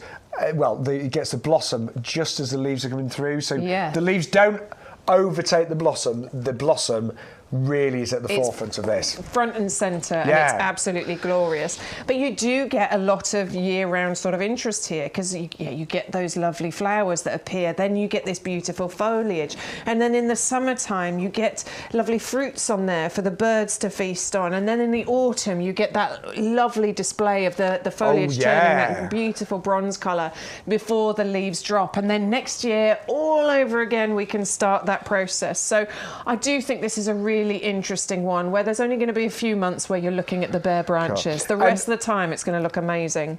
And when you buy a bare root, you are saving so much money. So that has been lifted when the tree is at its most dormant. It's been in cold store. All you need to do is give it a really good drink overnight. Plant it would do great in this pot, actually. I think it'd be absolutely perfect. It would live its whole life in here very, very happily. We're not talking about something that's going to get massive either. Probably 1.5 meters, absolute maximum. Very minimal pruning, and it would look amazing in there. The pink and the black just contrasting beautifully. And it's want that. Under £20 today. 501.26 for the flying cherry almond Prunus triloba there, just £19.99. Right, I know Bex has been dying to get to Fuchsia. It's one of my ultimate favourite plants. We haven't seen it for ages either. It's been a while since we brought it. I've got this, and it is stunning. I think it is just the most beautiful foliage plant that you can have. I mean, it does get flowers on it, but really this is all about the foliage. Yeah, I've got one, haven't you? Yeah, not this one though. I've got just a traditional Fuchsia, which has got solid green leaves. Love it. But this has got all the creams in there as well. Yeah, it's the spider's web, so you've got that variegation on there. Look at this. And I love the size of the leaves that happen on here. And you get different sizes coming through, and they've got that lovely serrated, glossy green appearance to them, along with that striking frosted colour that you get with the variegation. And it's evergreen. So really, this is going to look fantastic all year round. I mean, it does... it's winter hardy, by the way, so lifetime guarantee, can cope with the frosts and things. Sometimes if it's really cold, just goes a little bit droopy, doesn't it? It does, in fact. But it bounces back very quickly. There's a group that we're both on social media, and there was a picture. Do you remember that? I do, yeah. That frozen Fuchsia, and they do look so sad. But honestly, once the frost has passed, it bounces back once again. Yeah, absolutely. Mine flowered quite a lot this winter, and the flowers are quite unusual actually. I think the flowers look a little bit otherworldly. They're sort of like white bally things. Yeah. They're really unusual. Fully winter hardy. Mine is in a kind of semi-shade area, but it's a bit sheltered. I mean, I think it can. They can cope with sun, though, can't they? They can cope with sun, but they don't mind a shady spot. No. The reason not the one reason, but one of the reasons I am so excited about this is that I've learned that it's so happy in clay soil. And I struggle because I have clay soil. So I really do struggle. In fact, I think some of my bulbs that I planted, because of the clay, they're not going to make it. Sometimes the clay soil, even though it's full of nutrients and it's amazing, sometimes it can be really, really tricky. But if you've got a clay soil, this is really happy in it. You don't have to have clay soil. It'll live happily in others as well. But if you are struggling with your clay soil like I do, Fuchsia apparently is going to have a wonderful life there. So I have got this to plant in my clay soil in a slightly shady spot as well. But the fact that they do look good all year round, that they are evergreen, they're very low maintenance as well, actually. Yeah, you don't need to do much. You can prune them back, can't you, to sort of control the shape. But essentially, you kind of plant them and leave them to do their thing. And they're sort of moderate in terms of growth, I would say. So I love them. So they're going to get to, 2.5 metres height and spread. It'll take a little bit of time to get there. So this is wonderful if you've got a border like me. I've just got boring fences all the way around. So I have planted it against that that fence at the back because I want it to get big. I want it to be a colour and they can look really great in the corner of a garden, can't they? Yeah. I'm going to plant mine next to, I'm going to plant the Calicarpa and the Fuchsia together. So the Calicarpa with the beautiful purple berries. I like that. And this, that's going to look absolutely brilliant together, isn't it? My mum's got one of these and it's in a pot and it looks great. Yeah, they can live in a pot. Obviously, you'll restrict the size of it by putting it in a pot, but that might be exactly what you want to do. And it is down to £69. Now, Lynn's just sent in a picture of hers. I'm going to be so excited. Oh, look. That's the variety I've got, Lynn. That's beautiful. And she's got Nandinas, hasn't she? There's a Nandina there too as well. And is that Ceanothus? I think it is. I think it might be the Ceanothus standard. So she's definitely got Ceanothus there, Nandina, Cordyline, and the Fuchsia. They look great grouped together, don't they? They look amazing. Yeah, I like that. That looks really lovely. So thank you, Lynn. And don't forget, if you want to send your pictures in, it's ygtv@yougarden.com, as if by magic. Right, really popular today are Belgium trailing giant begonias. It could be the price, $6.99. Well, not only the price, they're amazing begonias, but $6.99 for 10. Yeah, for 10 tubers, really so good. like 69p each or whatever that, 70p each that works out as. Now, begonias, we adore them. We know that they're a bestseller. We know that we love them. They're a summer flowering absolute favourite every single time that we bring them. And that is for a whole variety of reasons, because they can cope with all of the British summer weathers. Hot, dry, wet, windy. They don't care. They just keep going. They need very little care. Yeah. So I don't deadhead in general because the flowers just, when they go over, they just fall off. I like the fact that they will tolerate shade. Yeah. You know, a lot of summer bedding, you think about most summer bedding that we see, things like your geraniums, your lobelia, they like a lot of sun. They do. These don't mind. So They're shade not fussy. also, no. Absolutely, and because these are the Belgian variety, Belgians do it best when it comes to begonias. These have been bred by world-renowned begonia breeder Arnold van Petegem, who spent his entire life perfecting these.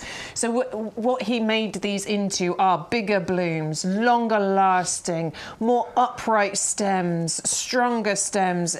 Even when these begonias are heavy with rain, they are still going to look absolutely fantastic. And you've got such a beautiful mix of colours. They're single colour, they're bi-colour, they are completely extraordinary, and I adore them. Yeah, and these are the trailing ones, so ideal for your hanging baskets and, of course, your pots as well. I'm going to be doing these for my hanging baskets this year. Same here. Hanging baskets. And I said earlier, I you know, like most people, I don't have hours and hours free every day, and I do look after 3 gardens. One of them is our pub garden in the village, and I've learned over the years to make it easy for myself to plant masses of begonias and they honestly are just such low maintenance.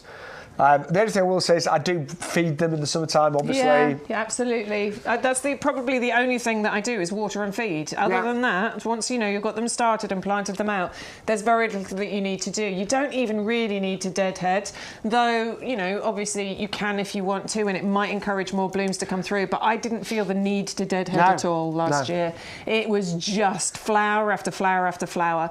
And because I've got a northeast facing front door, which is where my hanging baskets are, that's why I'm going to plant my begonias, because it just gets a bit of morning sun and then it disappears around the back of the house. So grab them today. You'll still get your free gift. Don't forget the spring and summer flowering bulbs, but always use that code YGTV0524. Let's just show you what happens when you use that code. So at the moment, we put 2 of the trailing and 2 of the heaven sent, but right now that's $52.95. And you got $6.99 delivery. But remember, on the live shows, we always have these special codes. And today's code, and this week's code, I should say, is YGTV0524. And when you apply that code, suddenly the postage has gone down to $4.99, and the order is now only $33.95, and you are getting the free spring flowering bulbs worth £20. Now, if you want to get free postage, just add one other item to your order, and you could, if you get your order to over £40, I'm just thinking that fatsia we saw. If you're thinking, yeah. I would always add the fatsia in, it's gorgeous. One of my favourite plants ever. So if you add that to the basket, that should take it over £40. There you go, and got free delivery. Lovely. Brilliant. And look, you can save a further £5.10. Become a YouGarden Discount Club member. Costs you £5 to join, and you're going to save more than that by joining that club. But those discounts then will rack up for you for the next 12 months that you are a member. You'll get 10% off every single plant and accessory order that you make in the next 12 months. Can I just say thank you so much to each and every one of you for joining us. We love being in our potting shed. It's our favourite place, isn't it? It is. I nearly called it our little potting shed, but it's not little. It's massive. I'd love to have a potting shed this big. Could you imagine? I'd never come out. I'd put a bed in the corner. And what we both love working here, it's just real. We're actually broadcasting from a live working nursery. Yeah, just outside that door, just the other side of the camera, that is the nursery. We just have to walk out there and we are in 11 acres of nursery. It's fantastic. Yeah, it really is. And it's fair to say everyone that works here is passionate about gardening. Yeah. But not everyone's an expert, but everyone loves plants. Yeah. I'm not if you didn't love plants, you wouldn't work here, really, would you? No. There's no point. No, there really wouldn't be. There it is. That's there where it we is. are. Just up there on the left. That's where you'll find us. And what is nice at this time of year, things are just beginning to come back to life. Yeah. We're starting to see those green shoots. We're starting to see the signs of spring, early signs, but we're beginning to get there. So yeah, it's a lovely place to work. Right, just quickly, we've also got more dahlias. This is a blackberry ripple, one of the new ones. Yeah. Really extraordinary, this one, isn't it? It's the colour mix, isn't it? It's the colour mix on the petals here. I think if you're going for the cactus mix, I would add this one in as well, because it's a similar shape and style to the flower, but what you're getting here is that mixture, that keep saying raspberry ripple, the blackberry ripple of the colours on the petals here. Fascinating, spiky looking blooms, perfect mixture of colour. Each one of the flowers is going to be unique, isn't it? Because you're going to get different markings on each of them. And it's just that layer upon layer upon layer of petal that you get with these dahlias that makes it beautiful. And months of colour. You can double up on this, but if you don't want to, it's not a problem, because 3 of these in 3 matching pots could look amazing. It really could. I mean, we've got a bunch of pots here. I think the April pots would look really good for this, because you've got that blackberry ripple. No, I think that against that, and of course it's got that dahlia shape on the marking on the side of the pot there as well. And one dahlia would fill that pot. Yeah, it really would. Yeah, absolutely, it will, and it will grow so big you don't need more than one in that pot at all. And the great thing is you can keep the dahlias for next year, because you can easily move. I mean, we always say try and keep dahlias frost-free. Sometimes they do survive the winters. Sometimes. Depends where you live. It does, depends how harsh the winter is. But if it's in a pot, you can protect that in the winter if you need to. Yeah, absolutely. You can move that frost-free very, very simply. That would look good, wouldn't it? Look really good. Yeah. But it's a good time to get hold of them because then you can start getting them going, basically. If you get them going early, that means you'll get an even longer flowering display from them. So, yeah, get hold of them as soon as you can. Right, if you want those grey planters selling really well, they are beautiful actually, £24 and 98 pence, 135.73. And then just quickly, don't forget, if maybe you've got an order that you put together right now and there's postage on it, Yeah. if you need some compost, add compost to your order. If it takes the order to over £40, suddenly you get free delivery on that entire order. It's free delivery on anything over £40 as long as you enter our code YGTV0524. If you can't get to the over £40, not a problem. We've got an offer for you there as well. It's just one postage cost on anything under £40. I mean, we're over 40, aren't we, Bex? You're not, so I am. No, I am. Well over now. Are you well over? Well over. What, like more than halfway? Yeah, more than halfway. Never mind. It doesn't matter. We don't care. I don't care. It's fine. So yes, add your compost into your basket because you're going to be using it 100%. And if you've never used it before, just put a little message in our chat to our regulars and say, what do you think about this? And just see what happens. Because I know our wonderful regulars that know this compost, they will not use anything else. And over the years that we have been bringing, Elaine's run out. Elaine, how could you run out of compost? Over the years that we have been bringing this in, in our various shopping channel lives, this has been the most successful, the most popular and the most reviewed product. Yes. 5-star review after 5-star review. People just rave about this.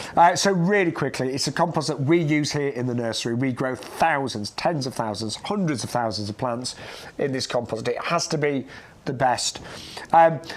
Price-wise, do you know what? We don't claim to be the cheapest, but we do believe we're the best. But having said that, when you bear in mind you're getting 100 litres for £24.98, postage included, so you're not having to go down to the garden centre. It's not easy buying compost, is it? You know, when you're lugging it, well, you're going to reach up from the top of the pile, put it on the trolley, you've picked that dodgy trolley again, then you get to the checkout, there's a big queue there, and then it gets to the compost. And the person on the till can't be bothered to turn the compost over to get the barcode, so you have to help them do it. We make it easy. But also, if you are a club member, you're going to get 10% off this as well. 10% off this, and then also remember that if you enter your code YGTV0524, we're going to give you £20 worth of free gift. So all of a sudden, that makes that price come way down, doesn't it? So, as Shaun said, we never said we're the cheapest, but we do believe we are the absolute best when it comes to our compost. And you need the best for your plants. So, Elaine, if you've run out of compost, do you know what to do today? She's going to do a big order apparently next week. And don't forget, if you've already placed an order, but now you've decided you need compost, you can place a second order. Yeah, because it's postage included. Yeah, and you'll get another free gift. Here's some of the reviews. We've had thousands over the years. Keith, very good quality, more than expected. Rita, very good quality and holds water beautifully. That's because of the wetting agent. And then Karen at the bottom, you cannot beat this compost, delivers every single time. What's this one there? Full of goodness, you cannot have enough of this. It's really good stuff. Peter said, good compost, moist and ready for planting. So, we would love you to try our premium professional compost. Really, really is, in our opinion, the very, very best. Right, just quickly, I don't know where the time's gone today, do you? I know, it's gone really quickly, hasn't it?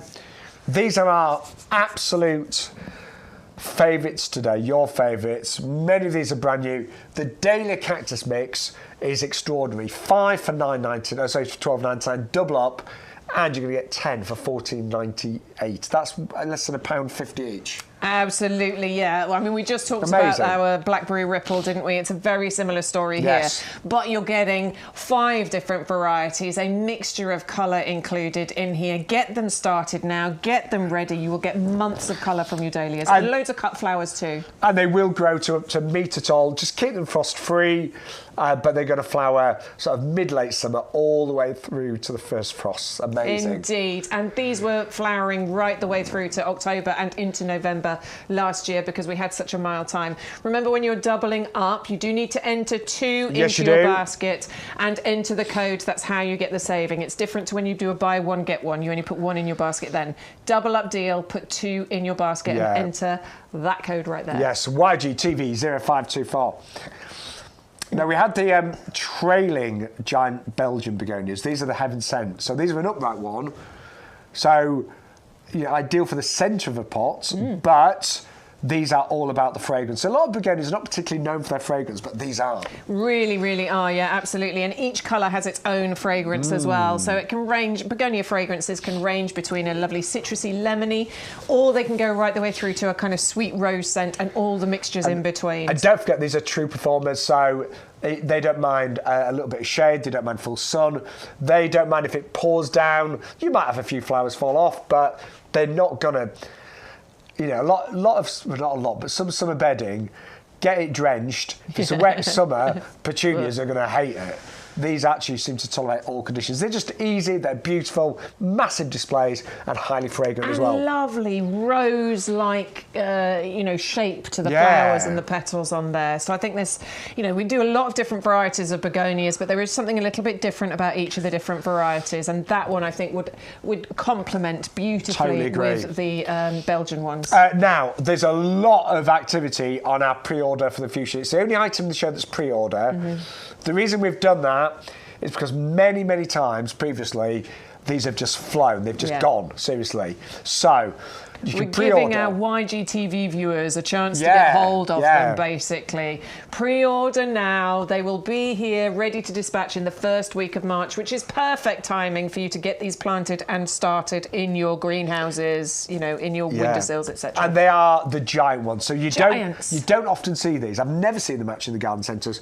It's the size of the flowers. They are massive.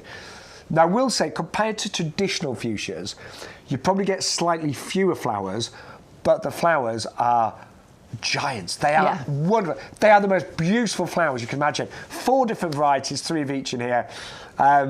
Who was it that said voodoo was the favourite? They're looking at now. Eleanor, yeah. I like those, really regal, rich purple colour. 4 different varieties, very, very easy to plant, very easy to look after, and another one that's tolerant of all those British weathers as well. The only thing I'll say with fuchsias, do deadhead, don't let the seed pods form. True, yes. And feed. They're hungry. They've got a massive appetite. Right, snowdrops next, in the green. Yeah, so we've got snowdrops in the green, which is the best way to plant these, okay? It's the best way to sort of ensure success. This is what we mean about in the green. They're not bulbs. They are bluebells that have been grown and have been dug up. Snowdrops. So, what did I say? Bluebells. We haven't got bluebells coming up. We're coming up to the bluebells. In the green, you've got green shoots on them, basically. So this is the best way for you to be able to ensure the success of planting these. Some of the earliest, I think, of all the spring flowers. Very bold and brave little flowers they are, looking delicate and dainty. But actually, these are coming out of the ground when others are not doing that. Symbolising new beginnings, hope, rebirth, and the ability to overcome challenges. And for a snowdrop that is doing all of that when it pops up out of the ground, that is absolutely beautiful. Snowdrops are fascinating. There are thousands of different varieties. And I know, I got to meet one of the snowdrop breeders recently, and his most expensive snowdrop that he sold was nearly £2,000. I mean, obviously it wasn't this variety. Don't think you get it. Just, oh, yeah. I love that. Yeah, but they're fascinating. They really are. Then also we have got a similar principle. We have got the bluebells in the green, the English native. You told me facts earlier about, which was really stuck in my head. Yeah.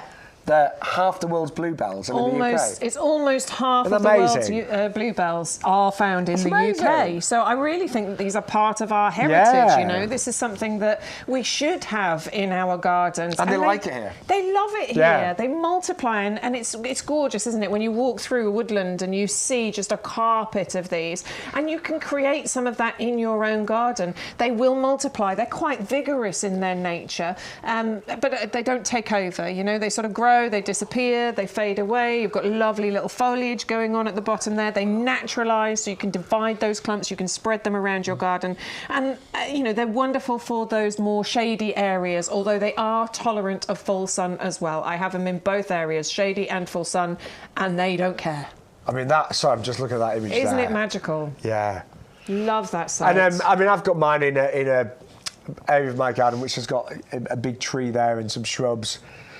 And it is lovely to see them come through in the April time. Oh, I love the idea of getting, you know, the snowdrops and the bluebells. If you don't have those in your garden already and you can stretch to it, why not get the snowdrops and the bluebells? Because your snowdrops will come up as they're starting to disappear. That's when you'll start seeing your bluebells coming up. And It's the reason wonderful. we are bringing them in the green is because when you buy these as bulbs, they are a little bit tricky. Quite Can often. be hard, yeah. They don't always succeed. No, they don't, because they've been in the packets basically too long and dried out. So to get them in the green is known to be the best way of really securing having bluebells and snowdrops for many, many years to come.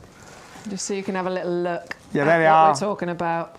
Look how healthy they are. And by the Well, way, you know they're all alive, don't you? with your bluebells and with your snowdrops, please don't leave them on the side for ages. No. You do need to get these planted out as soon as you get them home. If you can't do it the day they arrive, yeah, that's fine. Obviously, they've been in the post for a couple of days. That's fine. Just maybe open them up, make sure there's enough moisture in the bag, but do get to them within, 2-3 days maximum, I would say. But ideally, as soon as you get these home, get these planted. Okay. And don't forget, just quickly, so I know we're nearly out of time, that those trailing Belgian begonias are flying today.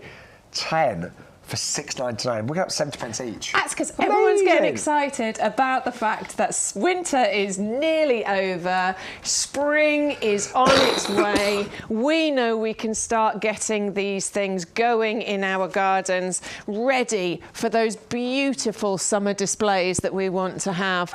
And don't forget, with your tubers, you can actually overwinter them and grow them year after year. Yeah. So these are not just an annual. When the first frosts come, dig up your tubers, store them in a cool, dry, I would say dark place. I tend to store mine in the garage. And they will come back bigger and stronger year after year after year. But the best thing to do is to start them off early, get them going, and then you're going to get the flowers even earlier and enjoy those displays for so much longer. But they just need to get frost-free, so start them off inside or in a greenhouse, and once the frosts have disappeared, you can plant them outside. And there's yours, Bex, from last year. Yeah, 3 pots I did of those. And How many's in each one? Can you remember? I can't remember exactly, but I'm going to say, I mean, they're probably 30-centimetre pots, 30 to 40. do you So think? I always overplant, so it's probably 4. That's all right. There's probably 4 in there. But yeah, the displays I got from them, it was the best thing I planted last year. And I didn't plant mine until all the frosts had finished. I didn't even start them off. This year I am going to start them off, which means I'm going to get an even longer flowering season. I hope you're not getting my cough. Can't both of us cough. Can't both of us do it. No. Right, one of us will have to take a day off. but- Right, very quickly, so glad that so many of you on Farm Mimosa. Now, we did have one the other week. It was in a slightly bigger pot, but lots of you are going for this brand new one today, which is a little bit smaller. But you've got to remember, these are really, really fast growing. So I'll give you the details of this one because it is under £20 today. And just quickly, Harleyton -5. So bear that in mind. I mean, these come from the Mediterranean. You'll find them in France, you'll find them in Spain, I've seen them in New Zealand, but they do well in the UK. You just need a sunny spot, ideally south-facing, and you do need well-drained soil. They will not want to sit in wet, cold soil, so well-drained.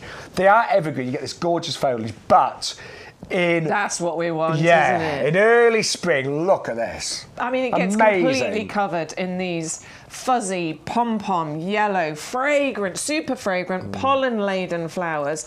This one's an excellent one at inviting the pollinators into your garden. Yeah, of course. It has the Royal Horticultural Society Award of Garden Merit, by the way, so it is a proven performer. Just requires a little bit more attention from you in order to just look after it. Obviously, base that on where you live in the country. And that might mean that you grow this in a pot, and it will be very happy in a pot. It's very easy to prune. Yeah. So if you're thinking, oh, I don't know if there's anywhere in my garden that's quite suitable, you can grow it in a pot, just keep it sheltered, say down to -5, that's what we say. So really keep your eye on it. The thing is, once a mimosa establishes, if you've got it maybe in the ground, they can actually go really big and become even more hardy. My neighbour Sue, she's got a whole mimosa tree. It's beautiful. Oh my word, it's amazing. Yeah. And by the way, you can actually have it as a conservatory plant as well. I've considered doing that actually, because I've got a conservatory that's got very little in it. We barely use it, to be honest with you. It would live quite happily in an unheated conservatory. Yeah. But very busy for that. $19.99 today, 510634. And I bet you're really pleased that the Fatsy has been popular today. I'm always pleased, because I love this thing. It really genuinely is one of my favourite things that we have ever brought you here on YouGarden, because look at it. Look at how beautiful those leaves are. I just think gorgeous. They are stunning. The new leaves come through like quite small, but they grow and they get bigger, and you get that lovely variegation going on there. It's going to live quite happily in a kind of semi-shady spot. It's perfect if you've got heavy clay like me. It's actually happiest in heavy clay, though it doesn't mind all soil types. You get wonderful flowers on here as well. You get deep purple berries on here too. Once it matures, obviously, and the flowers come in the middle of winter as well. Yeah, winter flowers are absolutely incredible. It will grow in a pot as well. Obviously, that will restrict the size to some degree, but it looks great all year. I think a Fatsia looks quite tropical, don't you? I was just about to say, yeah, it does. Yeah. It's got a real tropical feel to it, hasn't it? Yeah. Just quickly, did we answer the question about the Pampers? We didn't yet, no. Just quickly. The lady that was asking about the Pampers and will the pink colour change because of the pH levels? No, we don't believe that that's the case. It's very much to do with heat and sun. Yeah. So actually, we had a really hot summer 2 years ago when it was 40 degrees. That could have really affected how pink the Pampers was. Could have made it very, very pink. Yeah. If it's a bit colder, then you'll still get a pink to it, but it might be a little bit more dusky pink. Yeah. So thank you to every one of you for all your lovely messages. Now, tomorrow, Bex is back here in the potting shed with Joe. He joined me on a show a few weeks ago. He was fantastic. So we'll come back and do it all again tomorrow. Bex. He was never as good as you, obviously. I'm joking. Joe's a friend of ours. He's a good friend. And I'm going to be on QVC. So we do partner with QVC. We do. And I've got a show between 5 and 7. Actually, it's at 6. I remembered. Is it 6 o'clock? Yeah, okay. in the second hour. And that's on QVC on their style channel, which is Freeview 37. And then we will both be back here reunited on Sunday, 10 till 2. It's our marathon 4 hours on a Sunday. So please come and join us and tell your friends all about us. So don't forget, you can order after the hour as well. Yeah, you can. And one final thing to let you know about is we do have a special show next Tuesday at 1 o'clock. Our head gardener, Peter McDermott, and the wonderful Greg Wallace, who you'll know off of the telly, they're going to be here doing a lovely show together. So Tuesday at 1 o'clock. So from myself, Shaun Ryan, and Bex Edwards, and YouGarden TV, and Stu over there, thank you so much. And we'll see you very, very soon.